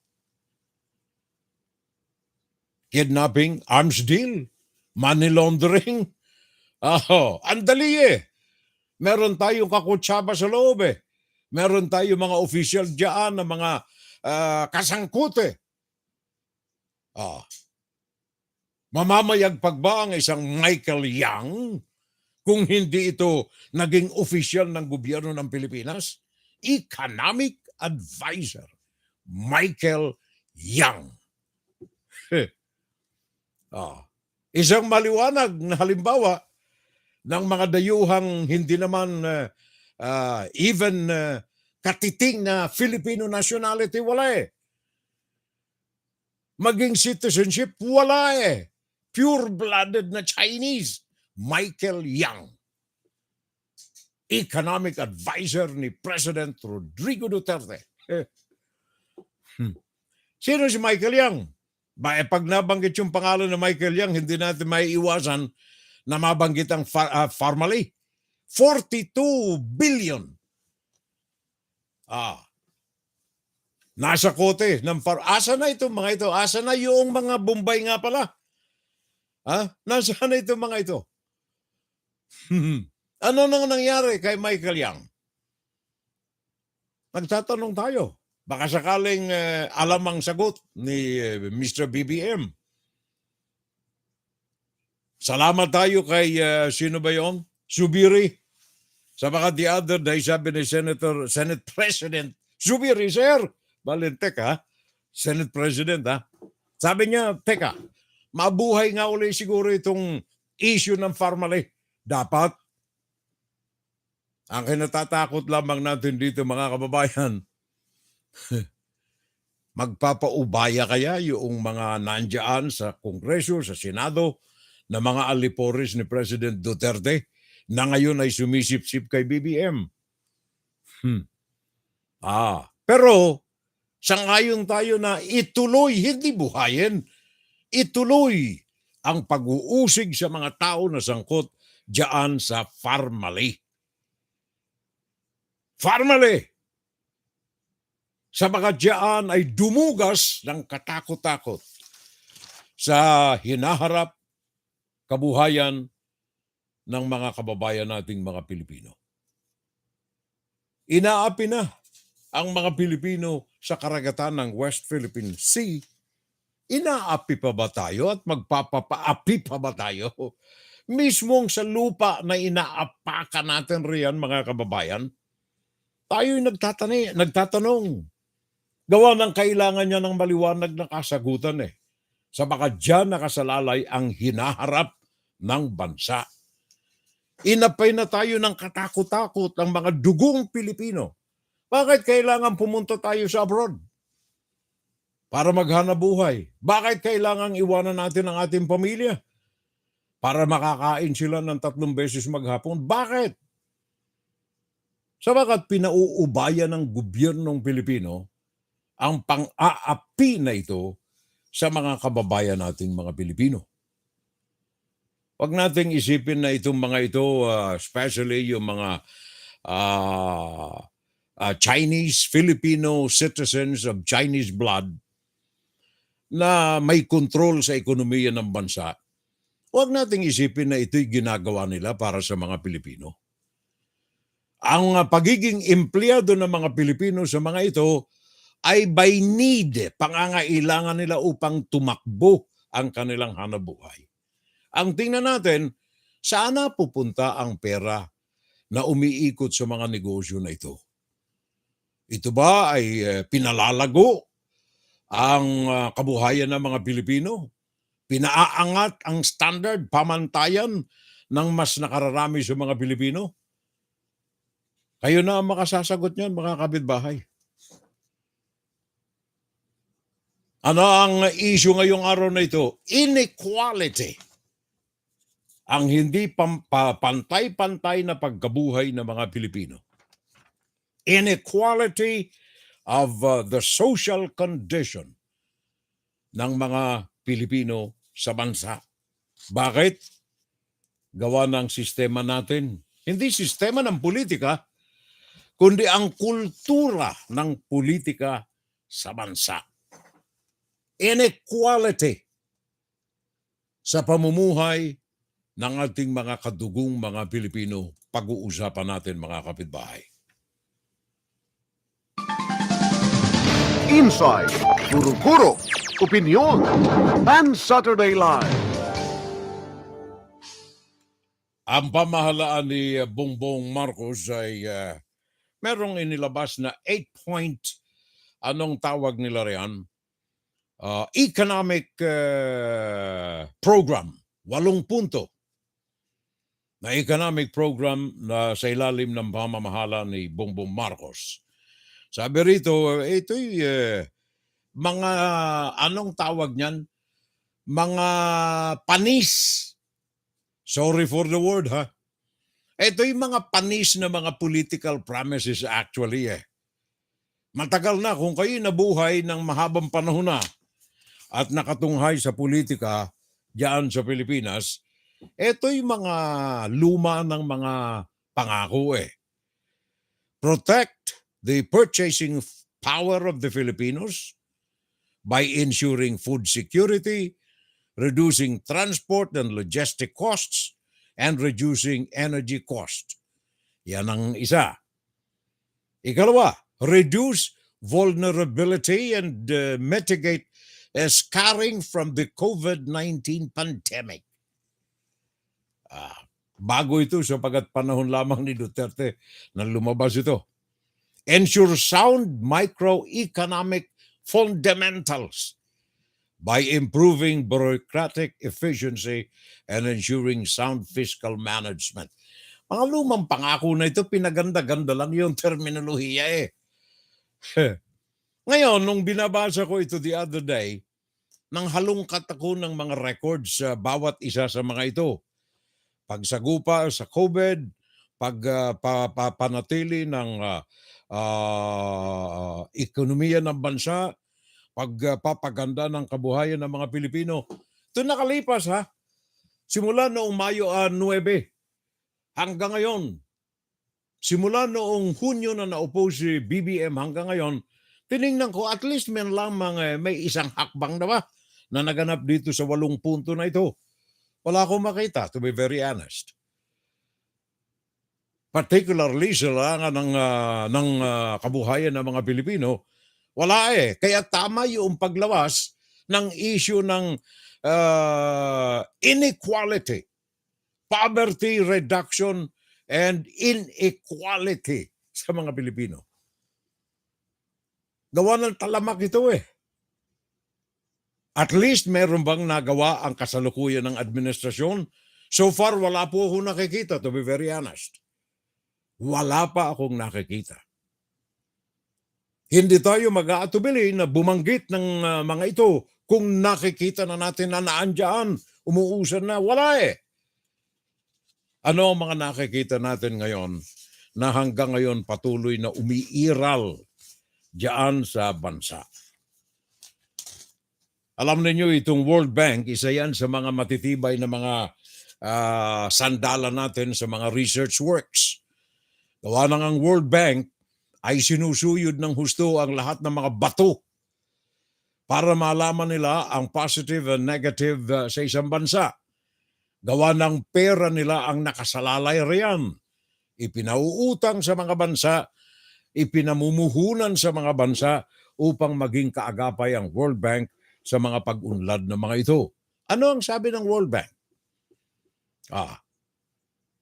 Sa 63 mga bansa na nasa sa ilalim ng kanilang araw-araw na pananaliksik, out of 63 countries na kanilang binabantayan sapagat dito nakataya ang kanilang pananalapi, isa riyan ang Pilipinas.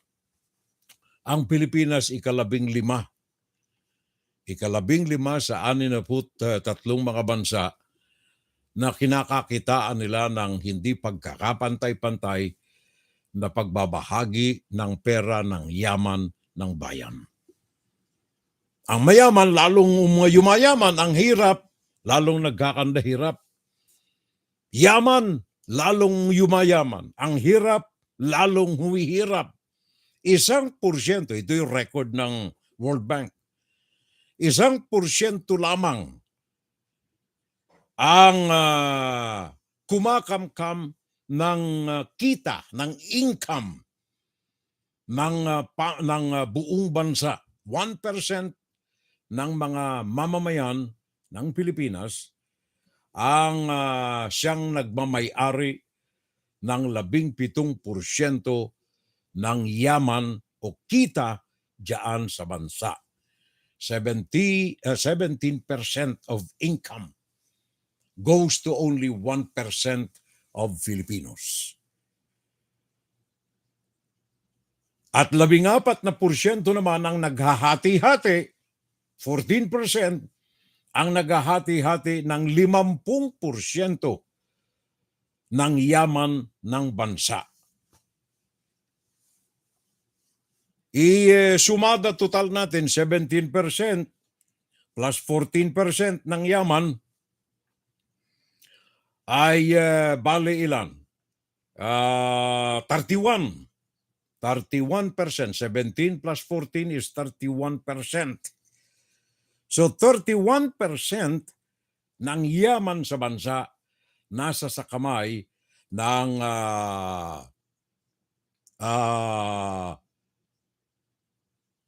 sandali. Ng kalahati ng kalahati ng mga mamamayan sa bansa. 31%. Ang 69% ng mga Pilipino, mga kababayan, naghihikahus. 69% ng mga kababayan nating mga Pilipino nasa sa poverty line sa kasalukuyang panahon. Sa madaling sabi, malaki nga naman. Malaki ang pagkakaiba ng mayaman at mahirap sa bansa. Kaya yun ang sinasabi natin nung mga nakalipas na mga broadcast natin. Sabi natin nung nakalipas na broadcast, ayon na rin ito sa mga reports ng World Bank, 72% ng mga Pilipino nasa sa average and below average poverty. Hirap. 72 na mga kababayan natin mga Pilipino nagdarahop. Karamihan riyan kumakain siguro buenas na 2 beses maghapon. Dito sa report na ito, 69% na mga Pilipino ang halos ay hindi magkanda ugaga sa kanilang pagkabuhay araw-araw. Inequality between the rich and the poor. Bakit? Well, ang kultura po ng politika sa atin ang pinakang root cause ng inequality na ito. Hindi ang political system, kundi ang kultura. Ano ang ibig sabihin natin ng kultura? Well, ang kultura, yan ho ang nakaugalian na political practice ng mga politicians sa bansa. Paano nangyayari ito? Well, ang mga namumuno sa atin dyan sa gobyerno, karamihan mga nasa elite, mga milyonaryo. Sila may kakayanan na magkampanya, na magbumili ng boto, mantustos sa election campaign. Sila. Ang iba rito, may connivance sa mga vested interest na mga, anong tawag yan? Negosyante. Naalaala ninyo si Dennis Uy, 30 million ang ibinusbus kay Duterte. Kaya ano nangyari? 38 na mga kumpanya ang binuksan. Dennis Uy! Dahilan lamang sa relasyon kay President Rodrigo Duterte. Yun ang kulturang Pilipino. Isang vivid example kung bakit hindi may ahon ng kahirapan ng mga mahihirap. Ang kultura, yung mga may kapangyarihan, the most powerful, sila mga nandiyan dyan sa pwesto. Sino ang mga itong most powerful? Sila ang mga may kaya, mga mayayaman. Sila ang nagpapatakbo ng sistema ng politika sa bansa. And then, yung mga powerful politicians na ito, lalapitan naman ng mga linta. At kanila namang i-entertain yung paninipsip ng mga linta. Well, of course, not for free. Gagastos ba ako ng 30 million, 20 million sa aking bulsa kung wala akong mahihita sa iyo? Kaya, yung kultura ng politika dyan sa bansa na yung may kaya, sasaniba ng another may kaya, magiging mga dynasty sila, mga pamilya nandiyan na, yun. Sila ang nagtatamasa ng 31%. Sila na 31% ang nagtatamasa ng bilyong-bilyong ikot ng pera sa bansa. Yung 69%, magpakahirap kayo. Ano nga yung sabi ni Duterte? Mahirap kayo! Mamatay na kayo! Rodrigo Duterte, hindi ako may sabi niyan. Rodrigo Duterte mismo may sabi niyan eh. Mamatay kayo! Mahirap kayo! Mamatay kayo! Kultura ng politika diyan sa Pilipinas. And then hindi lamang yung kultura ng Pilipinas kung bakit tayo merong inequality ng yaman riyan, kundi maging yung ating taxation system sa bansa, maging yung pamamaraan ng pagbubuwis ng mga mamamayang Pilipino.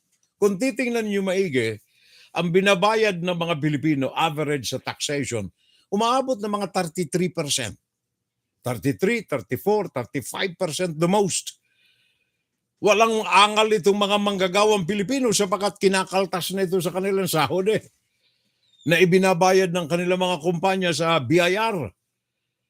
Ayon sa pananaliksik natin, at dito'y report na rin ito ng another research company, yung taxation sa mga Pilipino umaabot ng most 35%, average 33% ng kanilang mga kinikita. Dagdagan pa ng value-added tax sa kanilang pamimili. Buwis nila ito sila ang consumer Ngayon, yung mga mayayaman, isusumada ninyo total sa research na ginawa nito. Ang mga mayayaman dyan ay nagbabayad lamang the most is 31% ng kanilang vast business empire. 31%. Bakit? Sabagat sinasabi nila baka sila ay malugi at pag sila ay nalugi, at the end, ang magsasuffer ang kanilang mga empleyado. Yun ang dahilan kung bakit 33% as against 30% average na mga corporation taxes. 30%, hindi pala 31 30%. And then 33 sa ating mga ordinaryo mga manggagawa. Ngayon, ang problema pa nitong isa sa inequality na ito, yung nakukuha nating edukasyon. Di ba?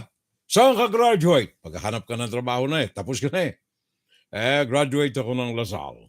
Lasal, okay. Meron kaming mga oposisyon dito, executive level. Saan ka graduate? Sa Hiwakloy College po. Saan yung Hiwakloy College? Diyan po sa tabi-tabi. May janitorial kami. O pwede ka janitor. College graduate yan Yung kanyang pinagtapusan na eskwelahan ay hindi kilala ng kumpanya. Hiwakloy Colleges teka muna. Janitor, pwede kang janitor? Wala ho mong gagawa. Pwede na po. Di ba? So, graduate. UP ako okay. UP ka Teka. Ano natapos mo? Commerce po Okay. Ito maganda. Vice President ka ng company namin. Di ba? Ganun Kaya may inequality Hindi natin binibigyan ng pagkakataon yung mga mahihirap na isulong, umunlad ang kanilang pamumuhay. Doon pa man, lalo na kung hindi ka nakatapos. Bakit ka hindi nakapagtapos? Sapagat si nanay, si tatay, magsasaka po Di po na kayang ipagpatuloy namin pag-aaral namin magsasaka pala sa Amerika, milyonaryo ang mga magsasaka Wala po yung ampong kalabaw, matanda na rin po. Patay. Di ba? Yun ang mga dahilan ng inequality. Tinitingnan ko rito sa 8-point program ni Bongbong, Wala akong makita eh. General terms itong mga nandirito eh. Wala akong nakakita mga specific kung pamamaraan kung paano mapauunlad. For example, ang departamento na kanyang hinahawakan, Department of Agriculture. Wala akong makita eh. Mga reshuffled words of olden time ang mga nakikita ko rito. Pare-parehong promesa, pangako ng mga politiko. Ginamitan lamang ng mga flowery words, mga magagandang mga kataga. In essence, wala akong makitang sustansya eh. Wala eh. Ang problema natin ng inequality wala sa salita, kundi sa gawa. Matagal na natin itong pinangangalandakan sa ating programa, maging nung tayo na andyan pa sa Pilipinas, na kailangan ay tumingin tayo sa labas ng kahon, outside the box, para umunlad ang buhay ng mga Pilipino. Yung mga hindi natin alam, baka may mga nangyayari sa labas ng Pilipinas na mga teknolohiyang makabago na baka pwede natin gamitin dyan sa Pilipinas. Sinimulan na yan ng IRRI, IRRI nung araw. IRRI, International Rice Research Institute, dyan sa Laguna. Maganda sana ang simula. Pinasimulan niya ng mga investors, technologies dito sa Amerika in cooperation with the Philippine government. Maganda ang naging epekto. Nagkaroon ng mga bagong mga varieties ang mga pananim na mga palay, mga makabagong teknolohiya sa pagtatanim na andyan na, pag-aabuno, etc. Nainganyo yung mga magsasaka ng Thailand. Nainganyo yung mga magsasaka ng Vietnam, ng Indonesia, ng Malaysia. Pumunta ng Pilipinas. Ginamit yung teknolohiya pag-uwi nila roon sa kanilang mga bansa. Ngayon sila'y mga exporters, ang Pilipino importer na. Umunlad na ang Pilipino. Importasyon na ang ating napagkagawian. Bakit? Sapagat ang gobyerno walang interes na baguhin ang sistema, ang teknolohiya sa kaso na ito sa farming. Ngayon, presidente ang sekretaryo. Dapat top priority niya ito eh. Wala akong makita maging doon sa kanyang 8-point program. Wala akong makita na ebidensya man lamang ng detalye kung paano magiging moderno ang agrikultura sa bansa. May nakita ba kayo? Ako wala eh. Hindi tayo naninira. Tayo nagsasalita lamang base sa mga prueba. Ang ating diskusyon, ang ating mga pinag-uusapan dito ay galing sa mga facts sa iba't ibang mga international agencies, national agencies sa bansa, sa ngayon ng pamahalaan mismo, wala tayo makita. World Bank reports, yan, meron. Ano ang sabi ng World Bank report? Ang Pilipinas, isa sa mga may pinakang matitindi na inequality, hindi pagkakapantay-pantay ng buhay ng mga mamamayan. Ang mahirap, lalong naghihirap, ang mayaman, lalo na pag ikaw nasa politika, magyayamang ka pa ng husto. Tingnan ninyo, Malaysia, Indonesia, Thailand, nakaw. Naungusan na ang Pilipinas. Immediately after the Second World War, ang Pilipinas, ang tinagurian nilang the rising tiger of Asia. Namatay yung tigre noong magkaroon ng dictatorial government ng Pilipinas. Malusog na sana yung tigre from 1946 to 1965, lumusog ang tigre, the rising tiger of Asia, inalagaan ng mga presidente. 65, nagutom yung tigre. 86, namatay yung tigre. Nanguluntoy ang tigre. 1986, nagrevolusyon ng mapayapa ang mga Pilipino. Naupo si Noynoy Aquino, 2010 hanggang 2016, sabi ng mga investors, Again ang Pilipinas. We have another rising tiger of Asia. Binuksan niya yung investors galing sa Americas and Europe. Nagkaroon ng PPP, Private-Public Partnership. Umunlad ang Pilipinas. Nag-usbungan ng mga investor sa bansa. Again ang Pilipinas, sinabi ng World Bank, we have another, again, rising tiger of Asia. Naupo si Duterte. Sorry na lang kung kayo ay mga tagahanga ni Mr. Duterte. Sinasabi ko lamang ang totoo. Naupo si Mr. Duterte. Esta puera, nag-alisan yung mga nadihado na mga investors.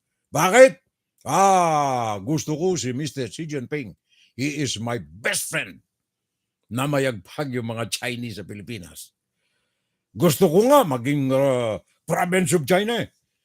Ngayon, ang Pilipinas, disparity between the rich and the poor, matindi. 13, 15 sa 63 bansa sa daigdig ang kahirapan ng mga mahihirap. 15. Ang kahirapan ng mga mahihirap lalong pa naghihirap. Ang yaman ng mga mayayaman lalong yumayaman. Indonesia, Singapore, wala na. Malayo na ang Pinas. Nasa ibaba na Singapore, mga malalaking mga industrialist countries sa Asia lamang. Singapore, Indonesia, Malaysia, Thailand, even Vietnam. Nakagigira lamang noong mga 1960s. Talo ang Pilipinas. The most main exporters of Asian countries. Export. Mga produkto na galing sa loob, palabas. Indonesia, natural resources. Malaysia, semiconductors, photovoltaic electronics. Thailand, automotive. Vietnam, electronics and textile. Pilipinas, export. OFW. Pilipinas. Number 1 export ng Pilipinas. Di ba nakakahiya yan? 7,000 islands surrounded by waters with vast land, arable lands, mayamang lupain. Binibenta ng Zambales patungo doon sa China para itayo ng mga artificial islands sa West Philippine Sea.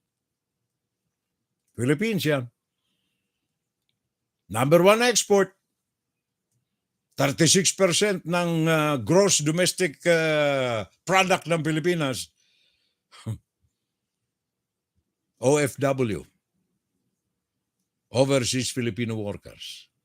Ngayon ay kipag-negotiate pa sa iba't iba mga bansa, Japan, para padalhan ng mga Pilipinong maggagawa. Export.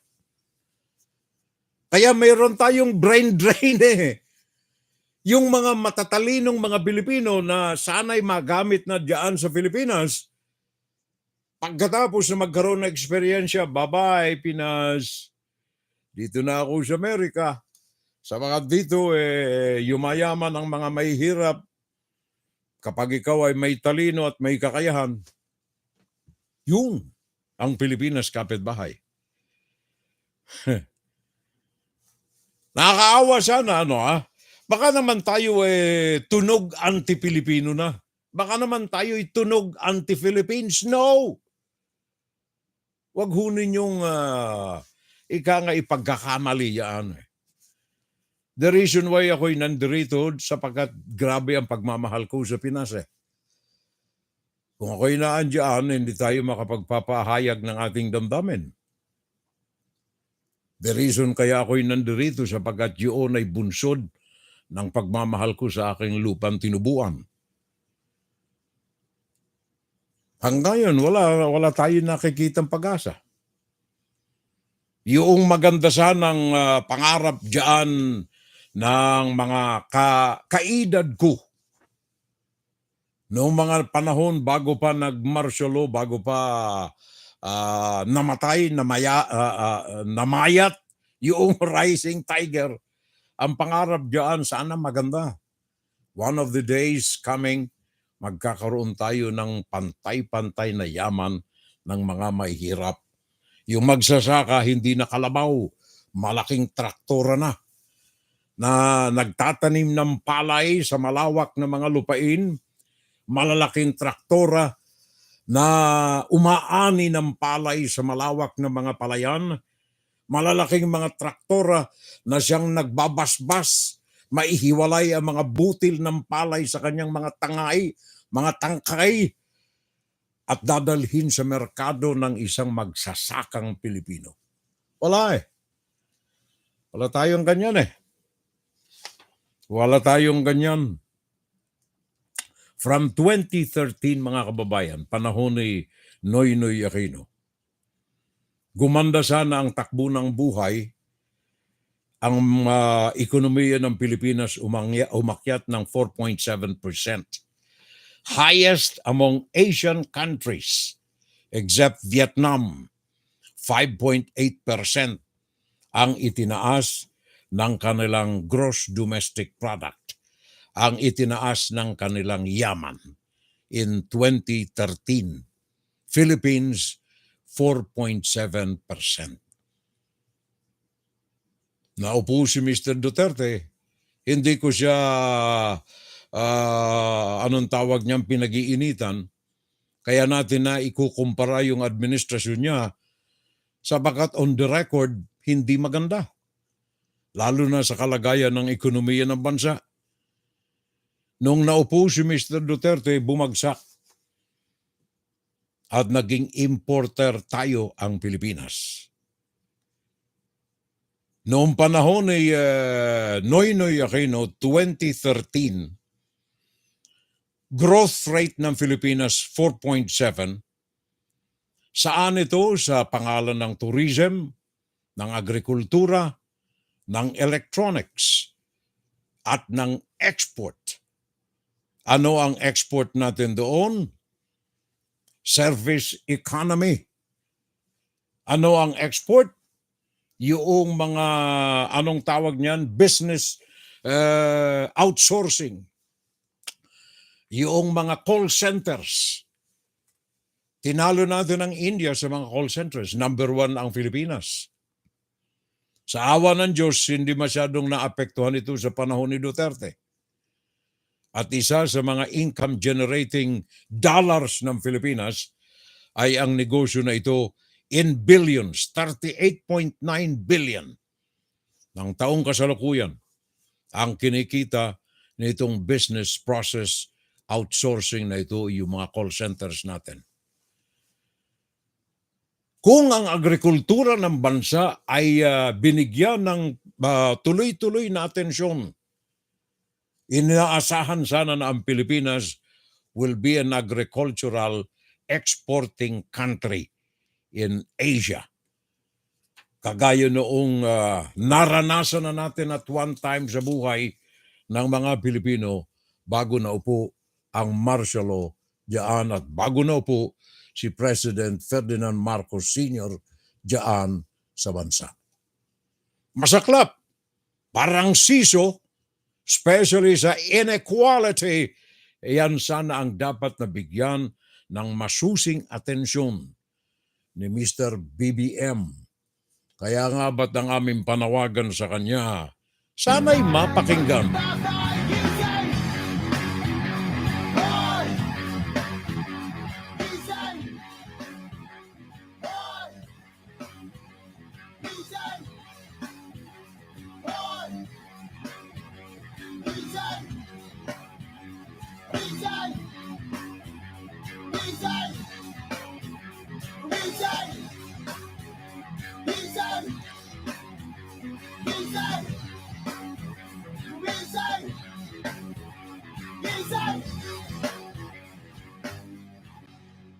Gising tayo na, Mr. BBM. Tingnan ninyong maigi ang ating budget. Pinagpipilitang ipasa ng ating kongreso bago magpasko ang hinihingi mong budget. Masaklap lamang dapat sana'y inaalagata ng ating mga mambabatas ang kasalukuyang kalagayan natin sa pera sa bansa diyan sa Pilipinas. Latest report na tinanggap natin dito, ang deficit, ang kakulangan ng pera na pambayad, 54%. Etong nakalipas lamang ng kabuuan ng buwan ng Oktubre. Kung baga, 54% kunyari sa 100 piso na utang ng Pilipinas, 100 pesos na utang ng Pilipinas, ang pambayad natin sa bulsa ay 54 na piso lamang.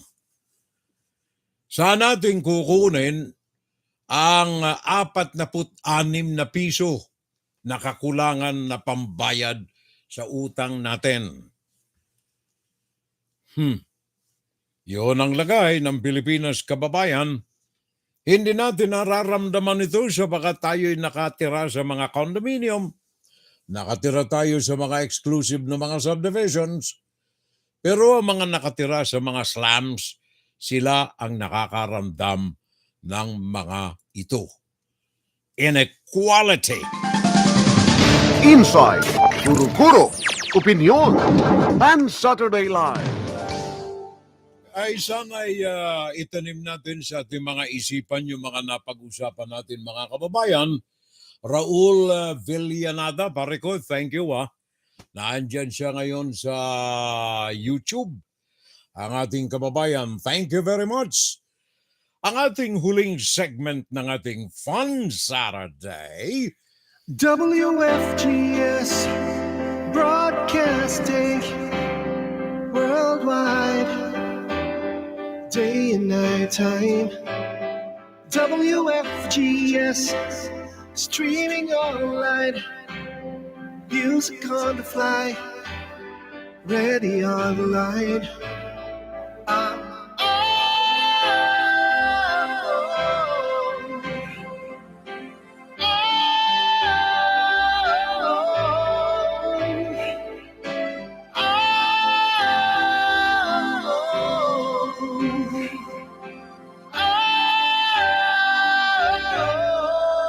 Listen to the top songs of great performers now streaming on W.FGS. Thank you very much. Maraming salamat, kapitbahay. 1 minute.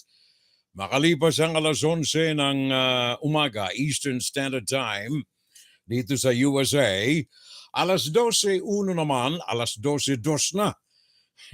Alas 12:02 ng hating gabi, Philippine Standard Time. Mirna Navarrete Toledo. Thank you very much, Mir. Thank you. Ditas Valenzuela, maraming salamat sa kanyang alalay. Of course, Paring Nante Tudio, Jimmy Alcano, thank you.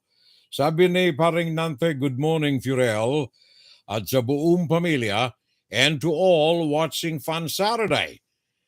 Happy weekend to all of you, and God bless. Maraming salamat. Pare ko'y Nante Tudio. And then si Jimmy Alcano, magandang gabi.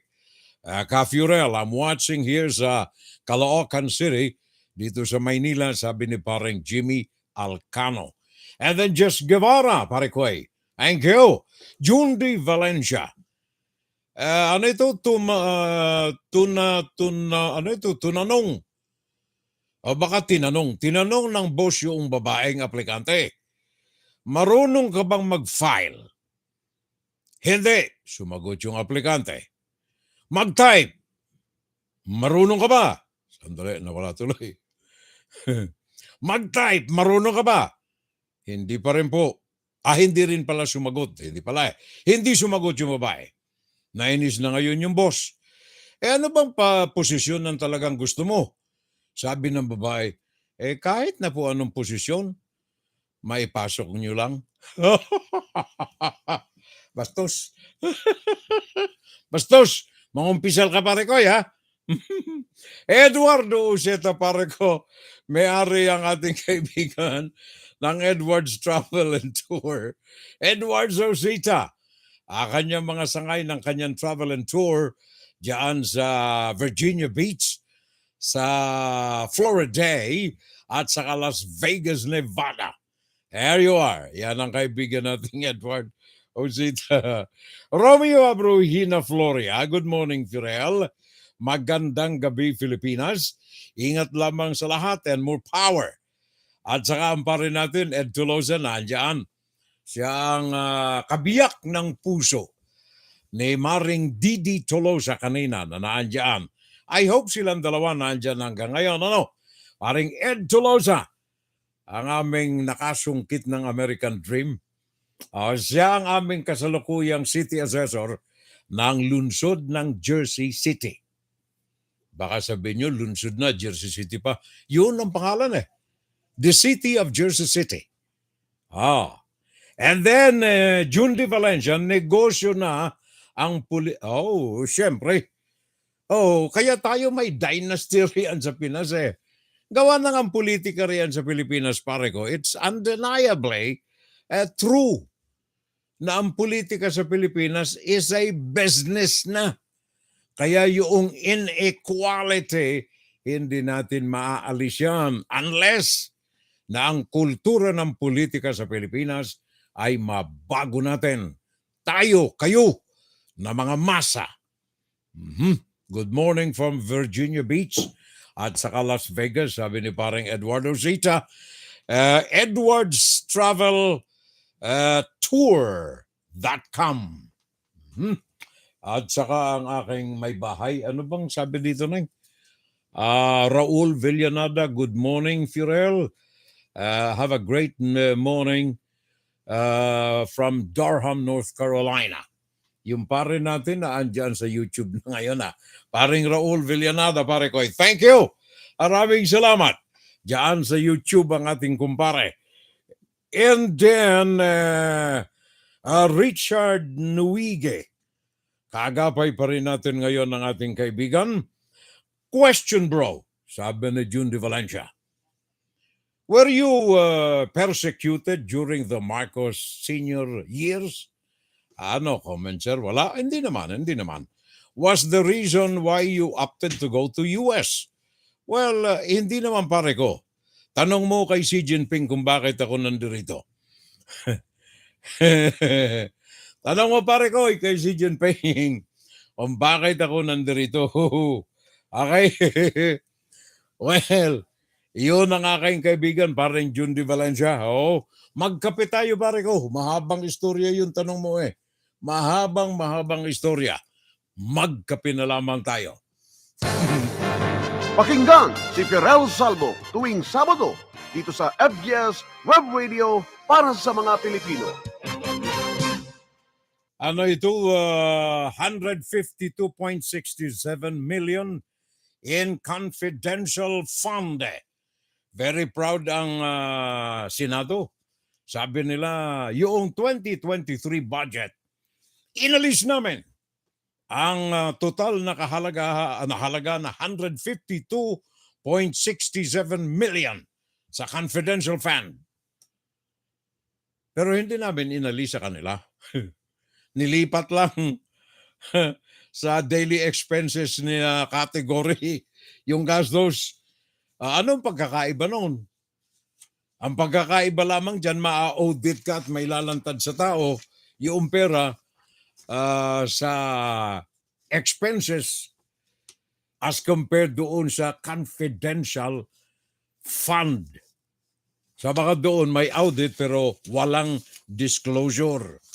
Very proud yung mga senador natin. Confidential fund, national budget. Wala eh. Itong confidential fund na ito eh, inikot-ikot lamang eh. Malakay mo ano ha? Banggit lamang natin ito. Office of the President. Noong panahon ng Office of the President, wala pang 2 milyon ang kanilang confidential fund eh. In fact, panahon ni Gloria Arroyo, ang confidential fund ng Office of the President noon ay 600 million ang confidential combined with intelligence fund. Panahon ni Noynoy Aquino, 500 million. Bumaba nung panahon ni Aquino. After Macapagal Arroyo, 600 million. Panahon ni Noynoy Aquino, 500 million. Nang maupo si Digong ninyo mga kababayan. Nang maupo si Digong, ang kanyang hiningi na confidential at saka intelligence fund umabot ng 4.5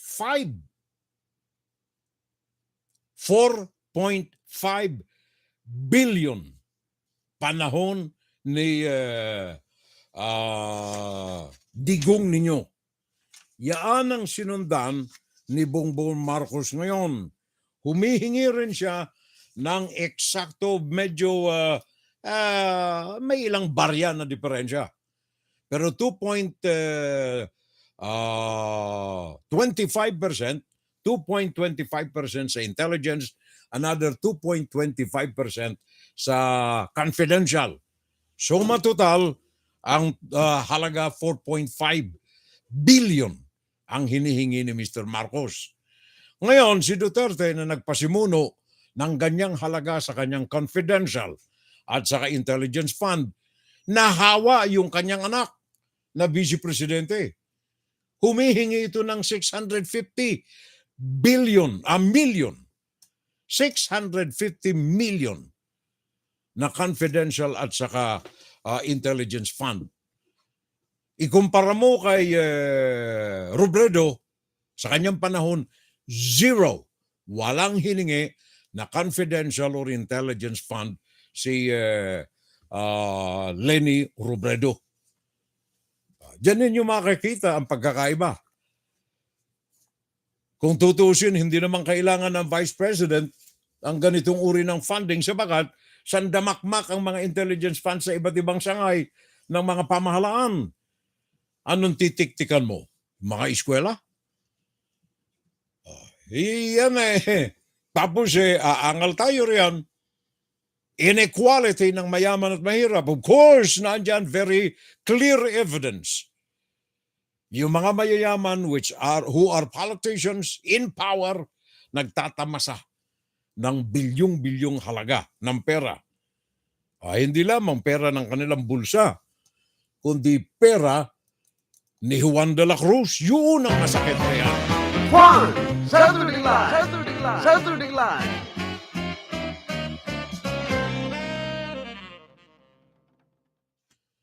Kaya angal tayo ng angal, meron tayong inequality.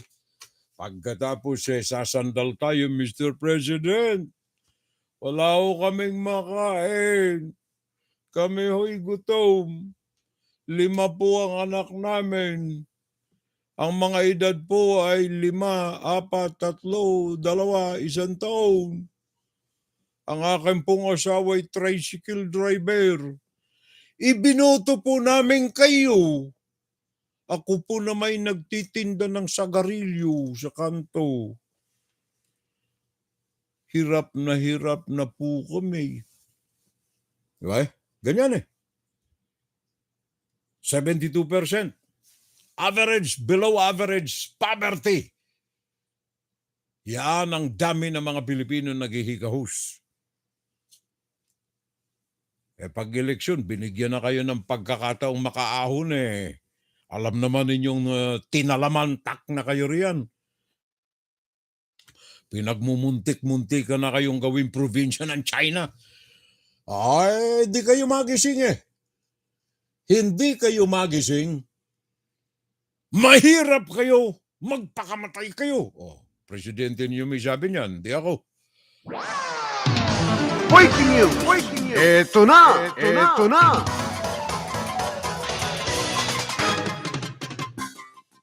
Kanina mga kababayan, nabanggit natin sa ating weather report dito sa Amerika na yung mga estado natin sa kanlurang bahagi ng Amerika, Texas, California, Washington, at mga mountain areas ng Amerika, Central America, ang mga ito ay kinakaharap ay mga masasama na mga pagbuhos ng mga snow sa kanilang mga lugar. Kaya yung mga mamamayan natin na mag-uuwian ay problema nila ang transportasyon.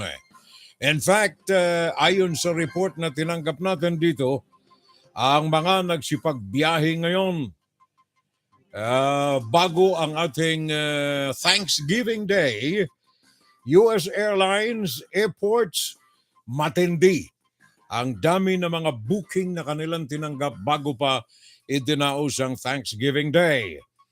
Thanksgiving holiday, yung bilang na mga biyahero natin dito ay mas mataas pa ang level.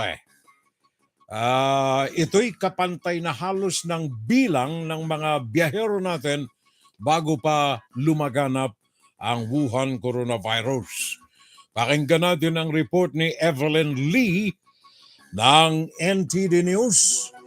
Ito'y may kaugnayan dito sa transportasyon ng Amerika nitong nakalipas na mga araw. We have finally made it to the holidays, and holiday travel is flying high this Thanksgiving after 2 years of pandemic slowdowns. The Transportation Security Administration reports it screened 2.4 million travelers at airports across the country Wednesday. That number was just shy of the nearly 2.5 million people screened on July 1st, a record since the pandemic. But this year's Thanksgiving travel is a strong start for the airline industry after dealing with major flight cancellations and staffing shortages over the summer. The industry is now looking to Sunday, the next big travel day. Thank you. Maraming salamat. By the way, maalaala ko lamang, dyan sa kapitbahay natin sa Taiwan ay merong eleksyon na ginawa. Local elections actually sa Taiwan. Nabanggit na rin lang natin yung mga maling pagpili natin ng mga political leaders natin dyan sa Pinas. Dyan sa Taiwan, binabantayang maigi ng Chinese Communist Party ang eleksyon na naganap, gabi na, na naganap dyan sa Taiwan kanina, Sabado, gawa ng meron silang mga sinusuportahan ang mainland China, may sinusuportahan na mga partido sa mga lokal na mga level. Kaya sabi ng mga nagmamasid sa eleksyon sa Taiwan, ito ay isang referendum ito sa liderato ng presidente ng Taiwan. Meron tayong report dito na galing sa DW News. Ito ang German Public Broadcast Service na nagmamasid din sa mga bagay na nagaganap ngayon diyan sa Taiwan. Go ahead. The clock is ticking down to the polls in Taiwan, and candidates are doing everything they can to win voters over. Campaigning has been particularly fierce in the capital Taipei. I am here because I'm concerned about the future. I hope everyone can see the value of democracy. These elections are primarily focused on domestic issues. However, the China factor is still present in the background. President Tsai Ing-wen and her governing party have reframed the vote as a message to China and the world that Taiwan won't give in to threats. Facing the rise of authoritarianism, we must safeguard democracy. We must have a staunch attitude and the will to resist and defend ourselves. The better we're prepared, the smaller the danger to our economy will be. The more united we are, the stronger and safer Taiwan will be. The opposition Kuomintang, or KMT, which traditionally favors closer ties with Beijing, has denounced the DPP for trying to refocus the election on China. Its chairman told supporters his party staunchly backs Taiwan's freedoms. Both party leaders have picked the candidates themselves. Niu Zexun of the Chinese Cultural University says the outcome will reflect the leaders' influence on their parties, and it will likely be a bellwether for the next presidential election. If the DPP fails to meet expectations, Tsai might have to take responsibility for the party's performance. So we can see she has been showing up at rally after rally and doing her best to canvass. The latest polls shows the race is still too close to call. First results are expected before early Sunday. Thank you very much. Galing yan sa DW News, dyan sa Germany. ang kanilang correspondent na ngayon nakatanim doon sa Taiwan. Paring Jundi, Taiwan, binabantayan Jundi pare ko ni Xi Jinping. Maring Medi Foster Loza, kaagapay natin, and of course a brand new kasapi natin sa FSL, Restituto Zalonga. Pare ko, thank you Resti Salonga. Thank you. Habang may eleksyon doon sa Taiwan, local ito local. Habang may eleksyon sa Taiwan, binabantayan din siya, hindi lamang ni Xi Jinping, kundi of course ni Joe Biden ng Amerika. Habang si Joe ay nandoon sa Massachusetts, sa loob na ng ilang dekada ay doon siya nagdaraos ng kanyang Thanksgiving Day sa isang matulaing lugar. In fact, ito ang lugar ng isa sa mga pinakamayaman dito sa Amerika. Kasama niya ang kanyang may bahay si Jill, kasama niya ang kanyang anak na si Hunter Biden, at ang pamilya nito, ang kanyang mga apo. Nandoon sila nagpalipas ng anong tawag niyan? Ng Thanksgiving doon sa Nantucket. Pag-aari ito ni David Robinstein, co-founder ng Carlyle Group, isang equity company dito sa Amerika at sa daigdig. And naimbitahan si Joe Biden at pamilya sa loob na ng ilang dekada. Doon sila nagpapalipas lagi ng kanilang Thanksgiving sa Nantucket. Yan ay dyan sa Massachusetts Island. Diyan siya nagpapalipas lagi. Dito hindi masyadong malayo ang inequality between the rich and the poor. Mas nakararami rito ang nakaalwal sa buhay. Gawa na ang mga butante rito maalam kung sinong dapat piliin. Kaya medyo nanganganib ang buhay sa politika ni Joe Biden ngayon. May nasa pa itong sumama sa eleksyon, re-election, pero maraming mga pundits, mga commentators sa radyo at television dito nagsasabing mahirap ang tsansa na mahalal na muli si Joe Biden. Evelyn Lee, pakinggan natin itong bakasyon ni Parin Joe. President Biden and the First Lady were also traveling. They delivered some pumpkin pies on Thanksgiving Day. The Bidens visited Nantucket firefighters in Massachusetts yesterday. Biden answered questions from reporters during his visit.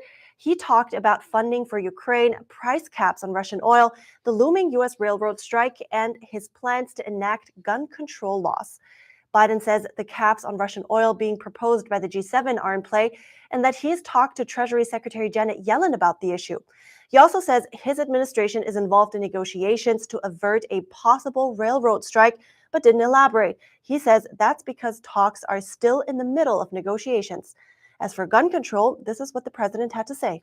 The idea we still allow semi-automatic weapons to be purchased is sick. It's just sick.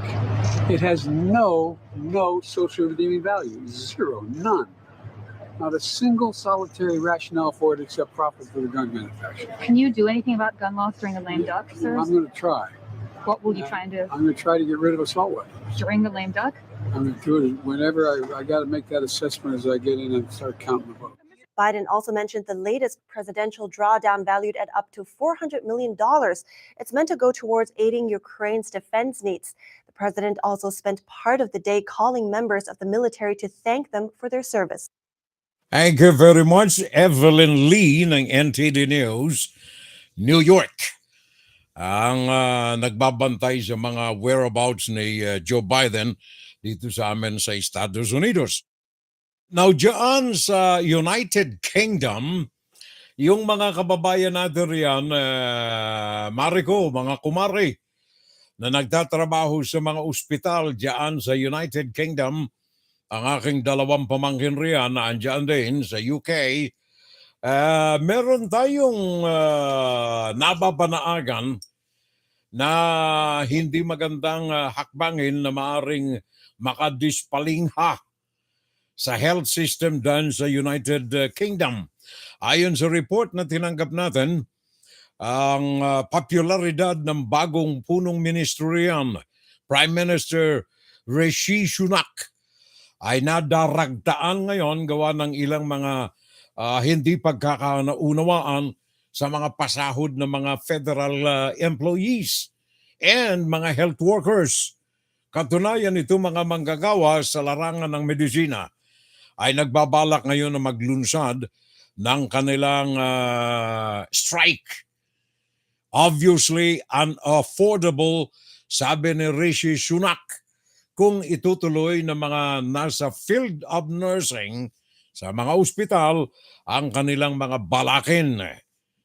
Ito'y may kaugnayan dito sa kanilang pag-demand ng salary increases, especially yung mga nasa frontline ng medical field sa United Kingdom. Now, NHS nurses have announced 2 strike dates for next month, affecting non-emergency services in England, Wales and Northern Ireland.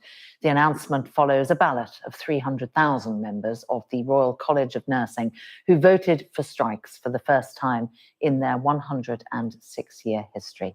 Now, they're planned to go ahead on Thursday the 15th and again Tuesday the 20th of December. The Royal College of Nursing says that intensive care and A&E services will not be affected, but there will be disruption for routine care and planned surgery. The strikes will happen across England, Wales and Northern Ireland, but not at this stage in Scotland, where negotiations are ongoing.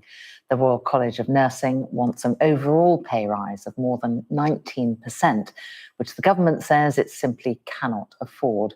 Well, in the last hour, the Prime Minister has responded to the news.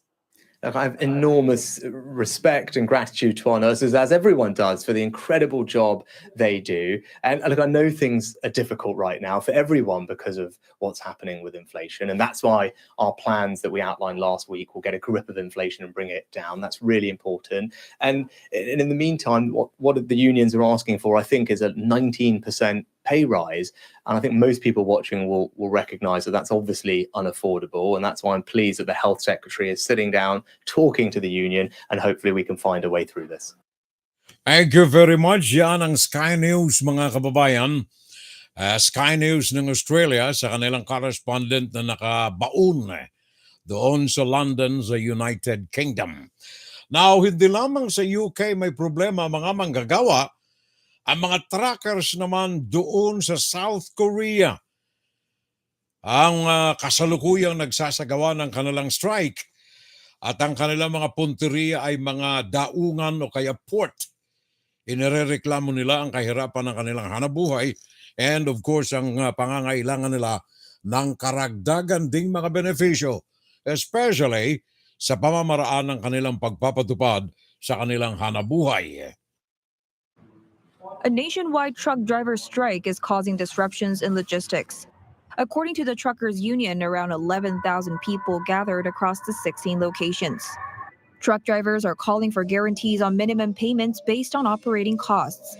As a partial compromise, the government and the ruling People Power Party decided to extend the minimum pay guarantees for another 3 years. They have been due to expire in December. However, the government firmly refused the union's demand that the system is adopted permanently and covers more drivers. We agreed not to expand the system to drivers in the 5 requested industries, like steel and automobiles, as they are relatively well paid, and that could increase logistics costs for the public.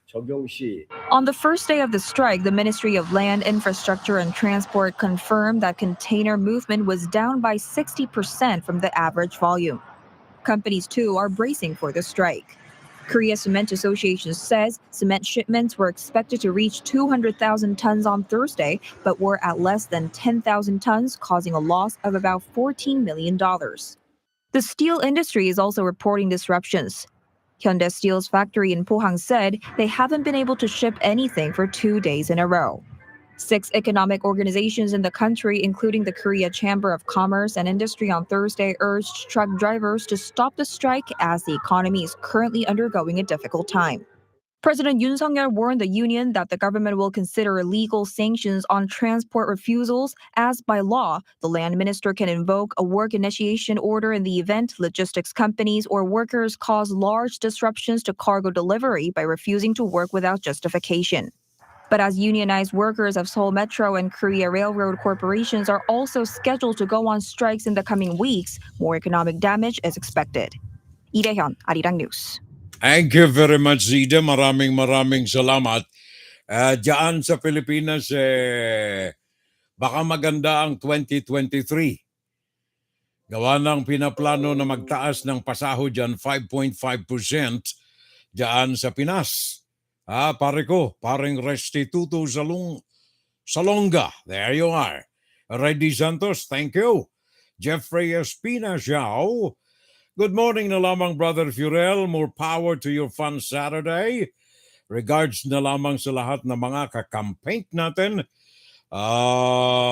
Isabel and Ormoc City. Okay. Ano ito? Kakampink ay Isabel at saka Ormoc City. Sabi ni paring Jeffrey Espina Xiao.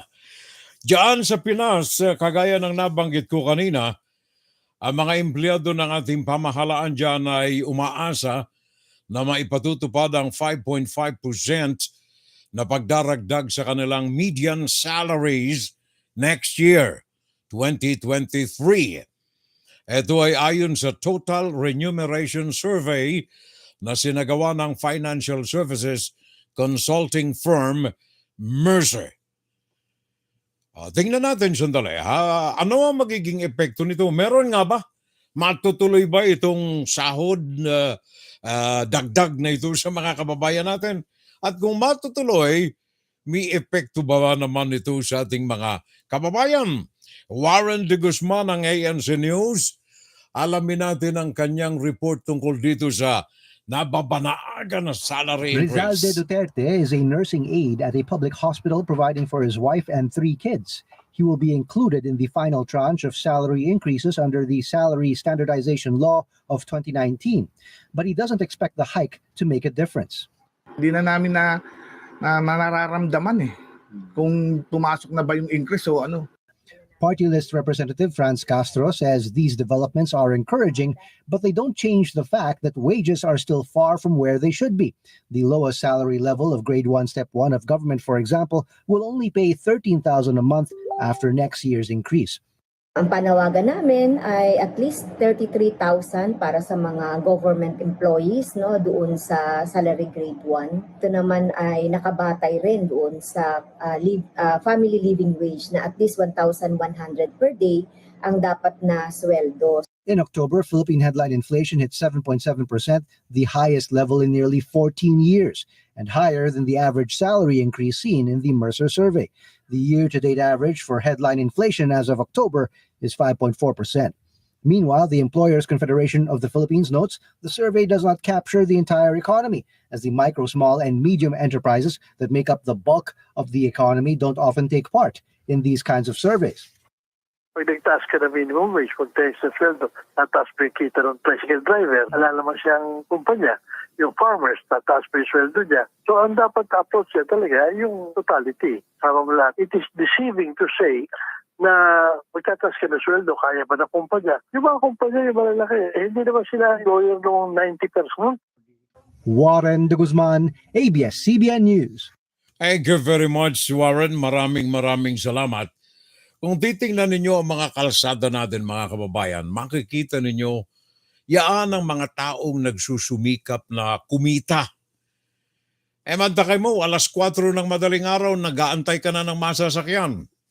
Makararating ka ng opisina 9:00 ng umaga, late ka na. 4:00 ka pa ng madaling araw nagsimula na magantay ng masasakyan. Metro Manila Transport System. Ano ang sabi dito sa survey? Ang Metro Manila Transport System, according to a study, ay pinakang masama among 60 cities, ika-58 sa pinakang masasama ang Pilipinas. 60 being the worst. Mantakay mo yan, 58 ang Pilipinas, ika-58. Yan ay result ng survey ngayong taon ng Urban Mobility Readiness Index na pinalabas nitong nakalipas lamang na ilang araw. Out of 60 cities in the world, ang Pilipinas, ika-58. Patakan mo yan. Meron na tayo mga skyways ngayon. Iba't ibang klase ng sasakyan meron tayo. Ang kailangan kasi riyan perukarile. Damihan natin ang public transport. Like ang ating daang bakal, ang ating tren. Yun ang kailangan bigyan ng focus instead na unti-unting pinatay nitong mga nakalipas na mga panahon. Yun ang kailangan natin. Paano mag-commute sa Pilipinas? Let me count the ways. May jeep, bus, taxi, tricycle, UV Express, pati TNVS. Meron ding tren. Kung tutusin, marami naman talagang pwedeng masakyan ng publiko. Pero para sa estudyanteng si Amari de Mafeliz, marami mang choices, matagal at pahirapan namang makasakay. Matagal po yung waiting time pagka sasakay po. Yung mga hintayin nyo pa po sa mga terminal, yung mga ganun po. Kaya mahirap po mag-commute. Pati ibang commuter, iisa ang sentimiento. Base sa Oliver Wyman Forum at ng University of California, Berkeley, mula sa 60 syudad sa buong mundo, nasa pang 58 o pangatlo sa pinakamababa ang Maynila pagdating sa urban mobility readiness ngayong taon. Masasabing mobility ready ang isang lugar kung mabilis at abot kaya nakakakilos from point to point ang mga commuter at mga motorista rito. Matutukoy yan sa kalidad ng available na public transport at kung gaano nga ba ito napapakinabangan ng mga tao. Rank 56 naman pagdating sa public transport, habang pang 48 pagdating sa sustainable mobility. May tuturing man daw na strength ang dami ng sasakyang pang transportasyon sa Maynila, kabilang sa basehan ng pag-aaral ay ang waiting time para makasakay, bilis ng biyahe, at kung magkano ang gastos para sa pagkukommute. Hindi na ikinagulat ng Transport Urban Planner na si Julius Dalay ang pagbaba ng Pilipinas sa Mobility Index. Pabor naman si Dalay sa ginawang EDSA Bus Carousel na hindi na kailangan ng matagalang konstruksyon. Bagay na pwede rin daw sanang gawin sa iba pang pangunahing lansangan gaya ng Commonwealth Avenue sa Quezon City. Maganda rin daw iengganyo ang publiko na sumabak sa active transport gaya ng pagbibisikleta at paglalakad. Pero kailangan ay may kalakipyang pamumuhunan sa tamang infrastruktura at pasilidad. End of the day kasi, yung isa lang naman ang hinaing ng kababayan eh. Gusto mo makauwi na agad, gusto mo makauwi na mabilis at ligtas. Nagbabalita mula sa frontline, Mon Gualvez, News 5. Thank you very much, News 5, Mon Galvez. Thank you. Anong masasabi mo dyan, pare ko? Magaling ka at nandiyan ka sa transporte. Anong masasabi mo ngayon? You know, and mga kababayan, ating nasagap sa palasyo, mukhang recently. So, yun po. Ang balita po nga natin ay so wala na pong wag ka na magsalita. Tama na. And somehow tama na pare ko. Tigil na. Parang Jason Orho, good morning. Tama. Nandito nga pala sa California pare ko. Kagigising lamang ng pare natin. It's 11:38 dito sa amin sa East Coast. Diyan sa California, less 3 hours. Kaya alas 8 pa lamang dyan Alas 8:38 pa lamang ng umaga sa California sa lugar ng ating kumpare Jason Orho. Nag-aalmusal pa lamang sa ngayon. Pating Peter Lee. How are you, partner?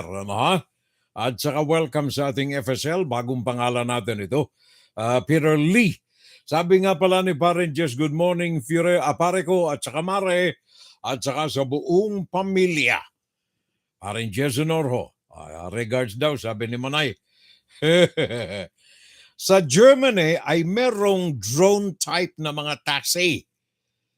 Good for two. Sabi ni paring Jundi T. Valencia. Ayokong sumakay dyan, pare ko. Dito sa amin, marami na rin ganyan eh. Ayokong sumakay rin. Rodi Santos, thank you, sir. Ano ito? Surely ay kamag-anak ni Joe Biden yan. Sino? Sino? Sino ang tinutukoy mo, pare ko? Meron nga pala akong magandang balita sa inyo, no? Sa mga nurses natin dyan sa Pinas at saka yung mga may hilig sa mga modernong mga technologies. Sa mga nurses sa Pilipinas na nais na mag-abroad, pakinggan ninyo itong balita na ito matapos lamang ang ating mga batian ng mga birthday celebrants natin. Wow, happy birthday. Ooh, wow, celebrate. We've been waiting all year to celebrate with you. That day is finally here, and so we sing for you. Ooh, wow, celebrate. Happy birthday na lamang sa mga may kaarawan itong nakalipas na araw ng Miyerkules. Lodovico Belaro, Hanalyn Salvo, Ara Liasmira, Arvin Polo Dialogo Cortez, Tendencia Annalyn. Kumusta na lamang, Tendencia Annalyn. And then of course, isa pang kaibigan natin, Kathy Leonilo. Maligayang pagdiriwang ng nakalipas na kaarawan ng araw ng Miyerkules. And then Lucas Griselda. Sila mga celebrants natin last Wednesday, November 23, at noong Thanksgiving Day Webes, si pare nating Chris Clemeno, ang ating piano virtuoso na nandiyan nakabase sa mainland China. Taga-Naga rin ito, magaling itong pare ko na ito eh. Chris Clemeno, a belated happy birthday last Thanksgiving Day Webes, kay Fima Salvo, Nenita Salvo Eusebio, at saka Nilda Mirabueno. Sila naman ang mga celebrants natin nitong nakalipas na araw ng Webes. Kahapon ay sina Helen Estrada, Ella Riudique, Ella de la Trinidad, Janice Balahadja Miza, Kath Diciembre, Rachel Hagbol Rafol, and then ang aming kumpare, classmate namin nung kami high school ni Mrs. Diyan sa UNC. Pare natin Elmo Tutanyes, pare koy. Happy birthday kahapon araw ng Friday. And today, ngayong araw na ito, yung mga napapakinggan ninyong mga boses dito sa aking mga stingers, yan ay galing sa kaibigan natin Edwin Jose Eusebio. Nagdiriwang ng kaarawan ngayong araw na ito si pare natin. Si Edwin Eusebio, dati sa IZ, ngayon ay nasa ME, DWME. Edwin Eusebio. Pare ko'y happy birthday and thank you sa lahat nitong mga singers natin dito. And then today also is Gina Riva, Jesse Salvo, Corazon Santa Rosa Pante, sabi ni Manay, Mrs. ko, sabi ni Edna, and of course, akin na rin galing. Kaya Ate Corazon Santa Rosa Pante. Sister-in-law ko ito sa aking may bahay. And then kay pareng Eduardo Santo Domingo, Leah Marie Vergara, Joseph Salvo, Josel Salvo, and then Pam Andes. Dito sa opisina ni Mayor Steve Fulop ng New Jersey, Pam Andes. Happy birthday today. And then bukas naman ay si Tessie Palayo, Vergela Bastida Elpoz, Alberto Culge, Shai Rojas at saka Miles Lim Solis. Yan ay bukas Sunday. On Monday naman si Edu Junio, Marisa Salvo Mordeno ang aking pamangkin. November 28, ang kanyang kaarawan. Ang pare natin, colleague in broadcast Mariano Lagrimas, at saka si Rome Duga, at saka ang ating kapatid dito sa real estate, Greg Rosales. Sila mga birthday celebrants this coming Monday. So, Martes naman ay si Ina de la Cruz. Hi, Ina. Happy birthday in advance. JD, Jamie Jang, Ne Salvo, Ande Fabula, Eluminada Hermazora, Rolly Nazarete, at saka ang Bibco Philippines. Anibersaryo nila sa araw ng Martes. Bibco Philippines. Thank you. At sa lahat ng mga celebrants natin, mga kababayan, may paalaala tayo rito eh. Oh, may paalaala tayo galing dito sa kaibigan natin. Sana ba yun? Sana ba? Nawawala pa yata, parin John D. Parang nawawala. Saan ba yung aking, sabi ko na nga, nawala eh. Tumakbo. Sana punta. Minsan tumatakbo itong aking mga kuwan dito eh. Mga icons eh. Sana. Nakaw, nawala. Oh. Basta napunta. Nawala yung aking fanfare dito parang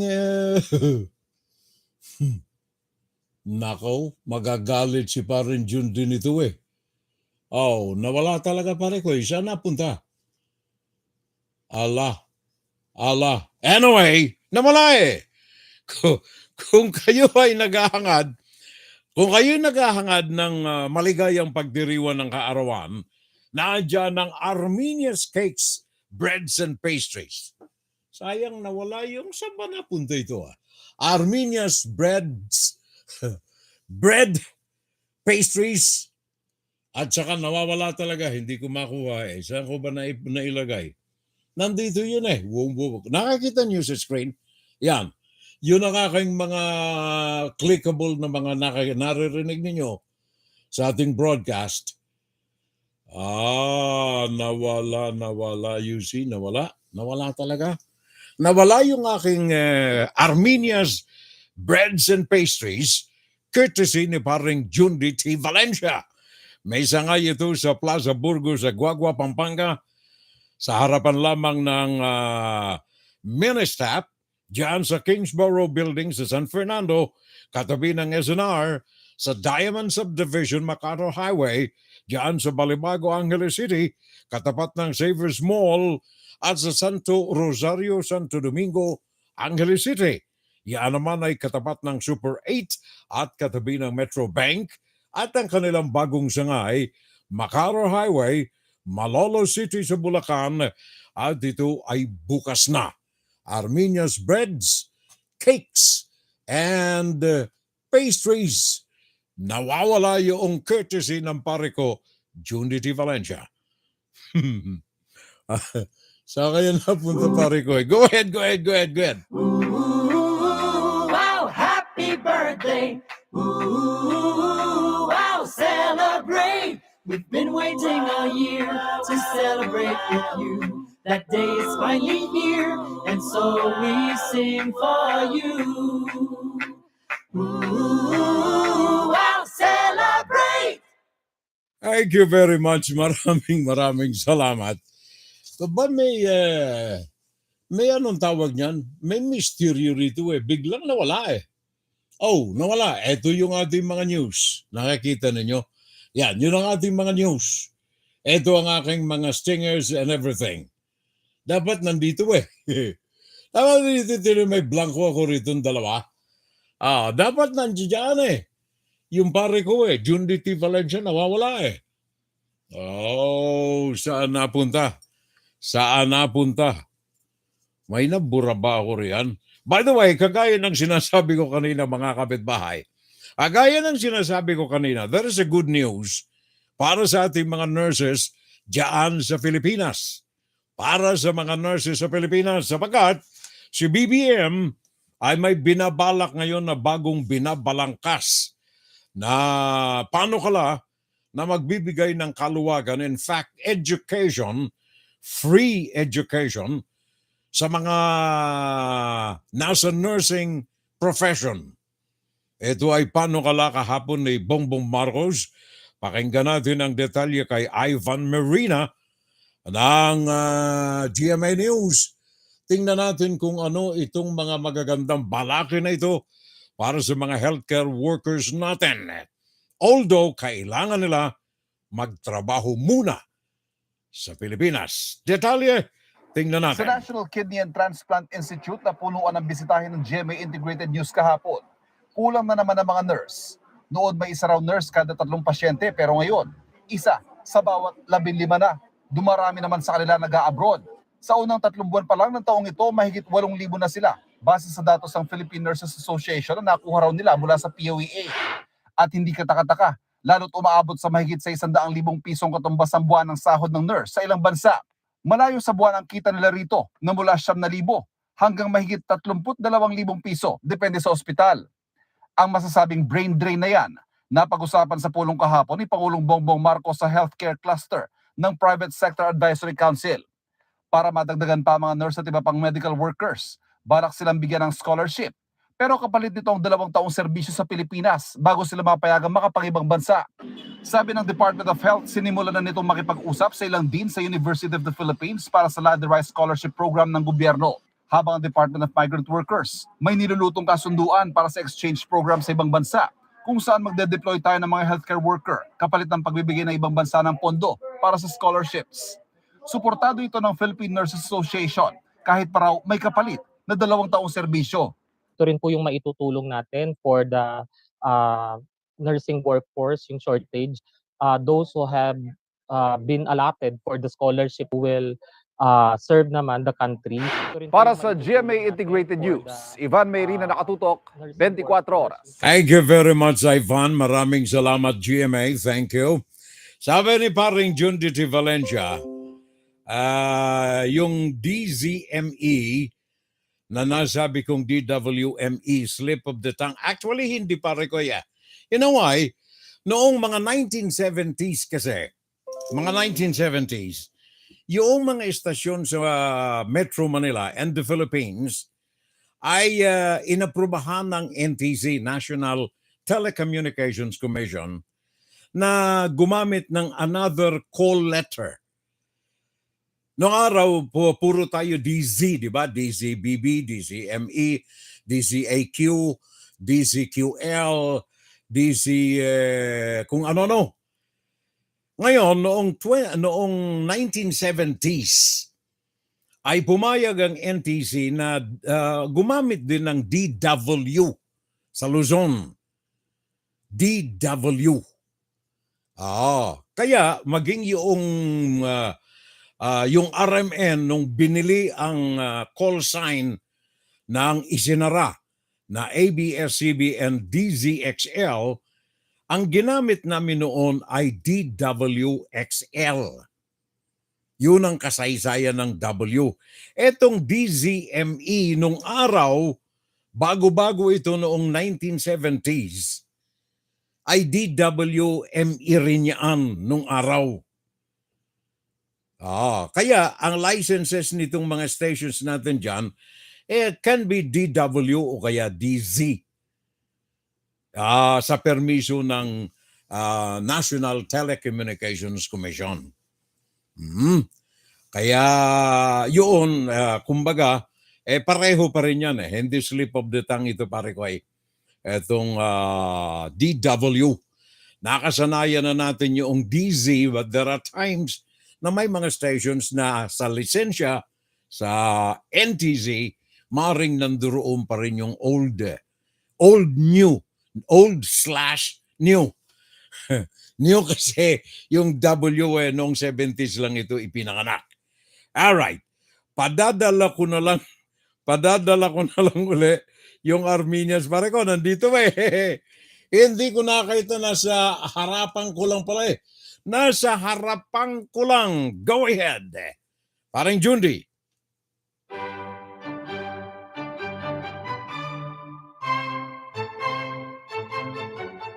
Sa mga residente at mga bumibisita sa Pampanga at Bulacan, kung may okasyon o wala man, kung ang hanap ninyo ay masasarap na breads, cakes, or pastries, tandaan ang pangalan.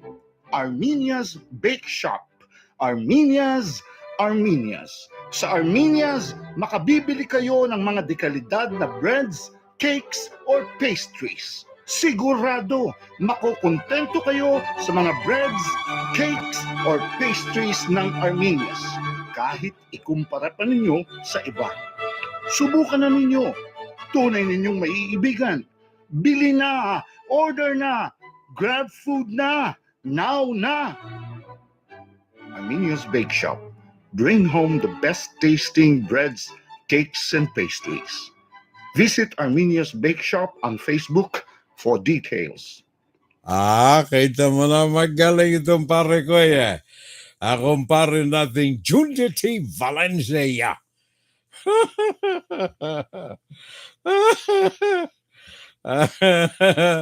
Sabi ko sa iyo pare ko eh. Naandyan lang pala eh. Di ko lang nakita. Malabo na ang malinis nating pananaw.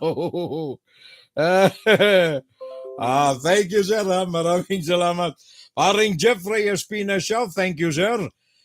Thanks for sharing. Maraming salamat. Maraming salamat nga pala dun sa mga umaantabay sa atin dito sa Fun Saturday Live.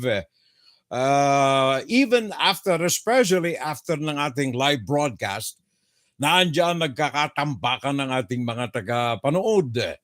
Hindi lamang dito sa YouTube, hindi lamang dyan sa YouTube, kundi very especially dito sa Facebook ang ating mainstream. Dito sa Facebook, hindi ho tayo commercialized na program, walang nagbabayad sa atin, wala rin tayong mga sinasandalan, ang atin dito ay pure public service. Kagaya na nakaugalian na natin, even nung tayo naandyan sa Metro Manila, even nung naandyan tayo sa Bikulan, bagaman tayo'y ma-empleyado dyan sa Bicol, dyan sa Manila, nung ako'y inilipat ng kumpanya sa Maynila, empleyado tayo. Pero ang ating paglilingkod sa bayan ay base sa ating sinumpaan sa larangan ng journalism o pamamahayag. Lahat ng mga napapakinggan ninyo sa akin na mga balita, mga opinyon, mga kuro-kuro, nakasandalyaan sa katotohanan. Especially nung ako'y mapunta rito sa Amerika at nagsarili ng aking broadcast sa tulong ng aking pamilya at ng aking anak. Yung dalawang lalaki ko ang nagpasimuno nito, mga computer engineers itong mga ito, sila ang nag-set up ng aking broadcast station dito. At dito sapagat walang nagbabayad sa atin na employer, tayo po ay malaya na nakapagpapahayag ng katotohanan para sa kapakanan, kaalaman at ikaliliwanag ng ating mga kababayan, mga kadugo na mga Pilipino, hindi lamang diyan sa Pilipinas but very particularly sa kanila, kundi maging mga kadugo natin sa iba't ibang panig ng daigdig. Like for example, itong paglaganap ng Omicron. May bago na naman ngayon na mga tinatawag na sub-variant, yung kanilang mga BQ1, BQ2, BQ1, BQ1, BQ2. Alala ko yung USB natin, yung mga wireless, BQ1, BQ1, BQ2. Ito po ang report natin. Pakinggan natin. Lay Alves, meron tayong report tungkol dito sa mga BQ.1. Ito'y sub-variant na naman ng Wuhan coronavirus courtesy ni Xi Jinping ng China. Pakinggan natin. Full-scale face-to-face classes, in-person Christmas parties, 100% capacity sa public transport at mga establishment. Lahat na nga na aktibidad na naapektuhan noong kasagsagan ng COVID-19 pandemic na nung balik na ngayong nagluwag na ng restrictions. Pero ang palaging paalala ng Department of Health, patuloy na gawin ang minimum public health standards at magpabakuna. Lalo pat nasa Pilipinas na rin ang Omicron sub-variant BQ.1 na sinasabing nagtutulak sa pagdami ng mga kaso ngayon sa Amerika. Sa mahigit 6,000 samples na sinuri sa whole genome sequencing mula Oktubre hanggang Nobyembre, 14 ang na-detect na kaso ng Omicron sub-variant BQ.1. Lahat liban sa isa ay local cases mula sa Cordillera Administrative Region, Ilocos Region, Calabarzon, Central Visayas at NCR. Well, what we know so far from this BQ.1 and BQ.1.1 would be that it is more transmissible and also it is highly immune evasive compared to the other subvariants of Omicron. Pero giit ng DOH, hindi positivity rate ang angkop na sukatan sa COVID situation sa bansa, lalo't marami ang hindi na nagpapa-RT-PCR test. We can now say that the COVID-19 cases, though there are some form of increases in number, the increases are not significant at this point.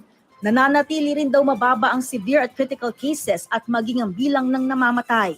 Pinag-aaralan na raw ng DOH ang pag-ibigay ng new generation vaccine bilang third booster sa vulnerable population at health workers. Pinangunahan naman ni Department of Health Officer in Charge Maria Rosario Berhere ang pagtanggap ng mga donasyong medical equipment at cold chain equipment mula sa gobyerno ng Japan. Mahigit 3 bilyong pisong halaga ng mga donasyon at official development assistance projects ang ibinigay ng Japan sa bansa. Para sa GMA Integrated News, Lay Alves ang inyong saksi. Thank you very much, Lay Alves. Thank you sa GMA. Naalala ko tuloy yung nabanggit ni Lay Alves yung mga galing sa Japan. Alam niyo ang Japan ay isa sa mga bansa na nangunguna sa larangan ng robot technology. Robot technology. Ay, kami ng aking asawa at ng aking anak, minsan nagkakabiruan pag nanonood kami ng ilang mga kaibigan natin diyan sa broadcast. Yung bang aral na aral yung mga kilos nila sa harapan ng camera. Ay, lalo na yung mga bagito, na kung kumilos para mga robot. Kanya, sabi ko sa aking may bahay, na nung araw, nung hindi pa advance ang robotics, ang kilos halata mong robot Yung bang ang kanilang mga kasukasuan, yung mga joint nila matitigas pa Di ba? Yung robot ganyan. Ngayon, ang robots ngayon advanced na pare ko Kaya sa Japan, ang pangunahing pinakamabenta sa Japan, mga robots ng mga babae. Gawa ng yung mga lalaki ayaw na mag-asawa Bumibili na lamang sila ng mga robots na mga babae sapagat yung ginagamit na silicone, yung parang mga balat, ay parang totoo na Kaya sabi ko sa aking may bahay, yun, robot yun. Hindi mo halata gawa na yung mga kakatawan nila, yung mukha nila, hindi mo na mapagkakamalang robot talaga akala mo tunay na tao na. Gawa ng advancement ng robotics technology. Sa Japan, yung mga lalaki roon, bumibili na lang kahit mahal na mga robots Gusto nila yun kasi walang away Hindi nakikipag-away yung robots Lalo pa kung may anong tawag niyan, yung artificial intelligence, IE. Pag tinanong mo, sasagot Hindi na Kaya ngayon, maging alam mo, ito'y bagong discovery ito Ito'y maganda Kapaki-pakinabang actually itong robot na ito Yung robot na itong bagong na-discovery nila, ginamitan ng technology, dito sa Amerika ito ginamitan ng technology na hango sa trumpeta ng elepante. Trumpeta ng elepante. Di ba? Yung elepante pagkakain, kukunin ng trumpeta. Pagkatapos susubo sa bibig. Merong robots ngayon na na-discover dito sa Amerika. Na-discover ito ng Korea Institute of Machinery and Materials. Research ito. Pero ito'y isinasagawa hindi lamang sa Korea kundi dito sa Amerika. Ang robots na ito ay nakakapagdampot kahit na ng napakalinggit na karayom. Karayom! Mantakin mo yan. Tapos inilalagay nila sa sinulid. Kayang-kaya ng robot na ito Pakinggan natin itong report na ito para mamangha tayo at malaman natin ang sikreto dito sa makabagong teknolohiya na ito ng robotics. Galing kay Lee Yun Jin. Ang Arira News, dyan sa Korea. This robot arm can prepare for a special occasion all on its own, from wrapping a gift to lighting a candle on a cake. A simple flower arrangement is no problem for this robot. It can pick up flowers of various shapes and sizes without having to change any attachments. Even for some items that are tough to pick up with a human hand, this robot has no difficulties. The key technology at the tip of this robot hand mimics an elephant nose. Objects that are small or have an edge are pinched, and for bigger or heavier objects, the tip increases suction and secures its grip. This latest model combines the advantages of both tongs and suction pads. It can grip a needle that's 100th of its size or a fragile potato chip that breaks easily. The robot arm also doesn't require complex sensors or intricate AI learning. This robot arm operates by turning on and off pneumatic cylinder. The arm's advanced technology makes all its movements possible without AI or other control technology. The research team behind this robot hand expect its performance to be even better if sensor technology or artificial intelligence is incorporated into its system. The wide range of functions this robot hand is capable of, from packaging boxes to doing detailed tasks, means it could be put to use in everyday life as well as various industries. Ian Arirang News. Thank you very much. Sabi ni paring Jun Di Valencia, yung sayaw daw ni Donald Trump robotic eh. Paano ba paring Ray? Robotic. By the way, sabi ni paring Donald Trump, okay lang, thank you Elon Musk. Okay, kahit na may amnesty sa lahat ng mga banned subscribers sa Twitter, including si Donald Trump, pwede na kayong bumalik. Sabi ni Donald Trump, pag-iisipan ko muna yan. Gawa na may sarili na ako eh. May sarili na akong medium. The voice of the people is the voice of God, is what Musk tweeted out in Latin. This after poll participants voted over 72% in favor of bringing back users who had been suspended by the platform. A service that is as broadly inclusive as possible, where ideally most of America is on it and talking. Last week, Musk reinstated some previously suspended accounts, including former U.S. President Donald Trump, satirical website Babylon Bee, and comedian Kathy Griffin. He discussed in May how he sees the use of Twitter.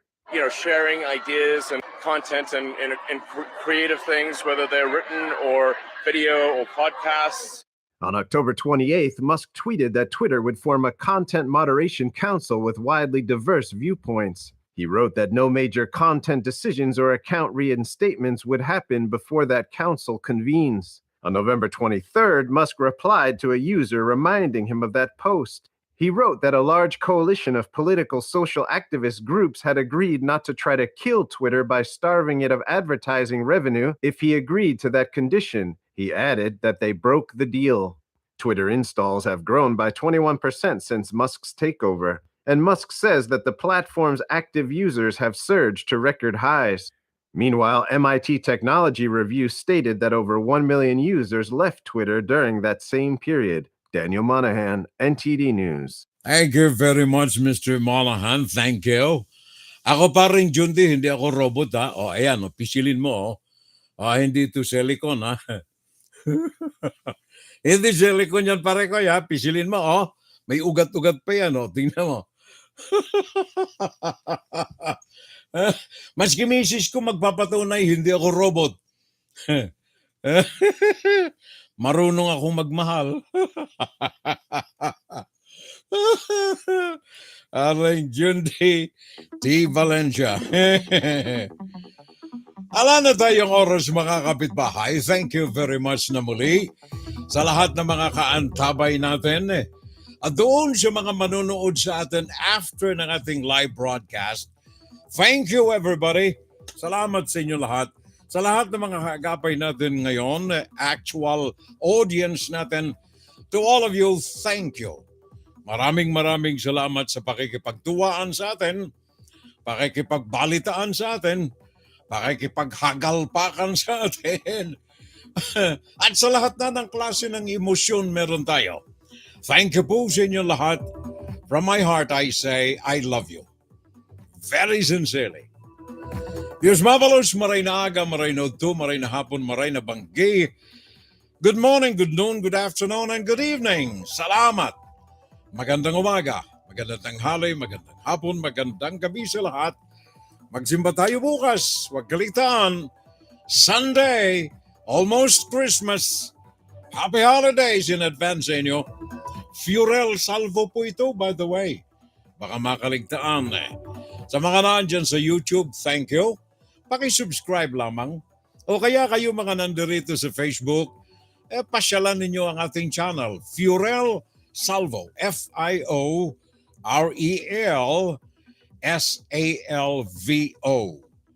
Sa YouTube, ang ating channel. Kindly subscribe. Thank you. Sa aking pamilya, salamat. Especially sa aking mga anak, thank you sa suporta sa atin. And very especially, of course, sa aking pinakamamahal na may bahay. Oh, I love you, Neng! May coming pa. Nagmamadali garing taas. I love you, Neng! Bye-bye, everyone. Until next Saturday. Yung patuloy na nagpapadala sa akin suggestion, can you do more? Iwag ng isa lang sa isang linggo, thank you. Maraming salamat.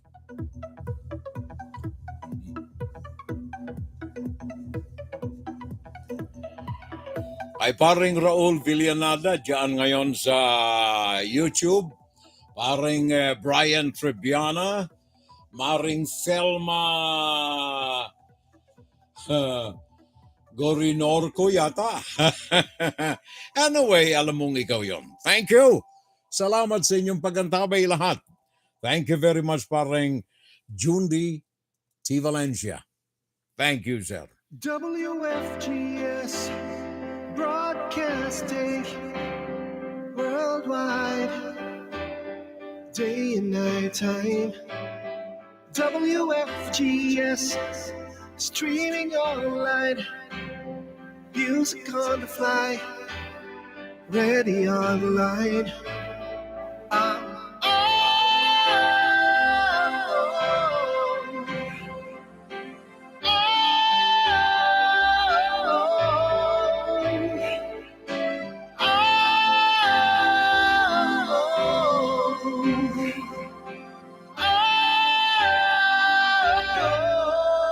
Listen to the top songs of great performance now streaming on W.FGS.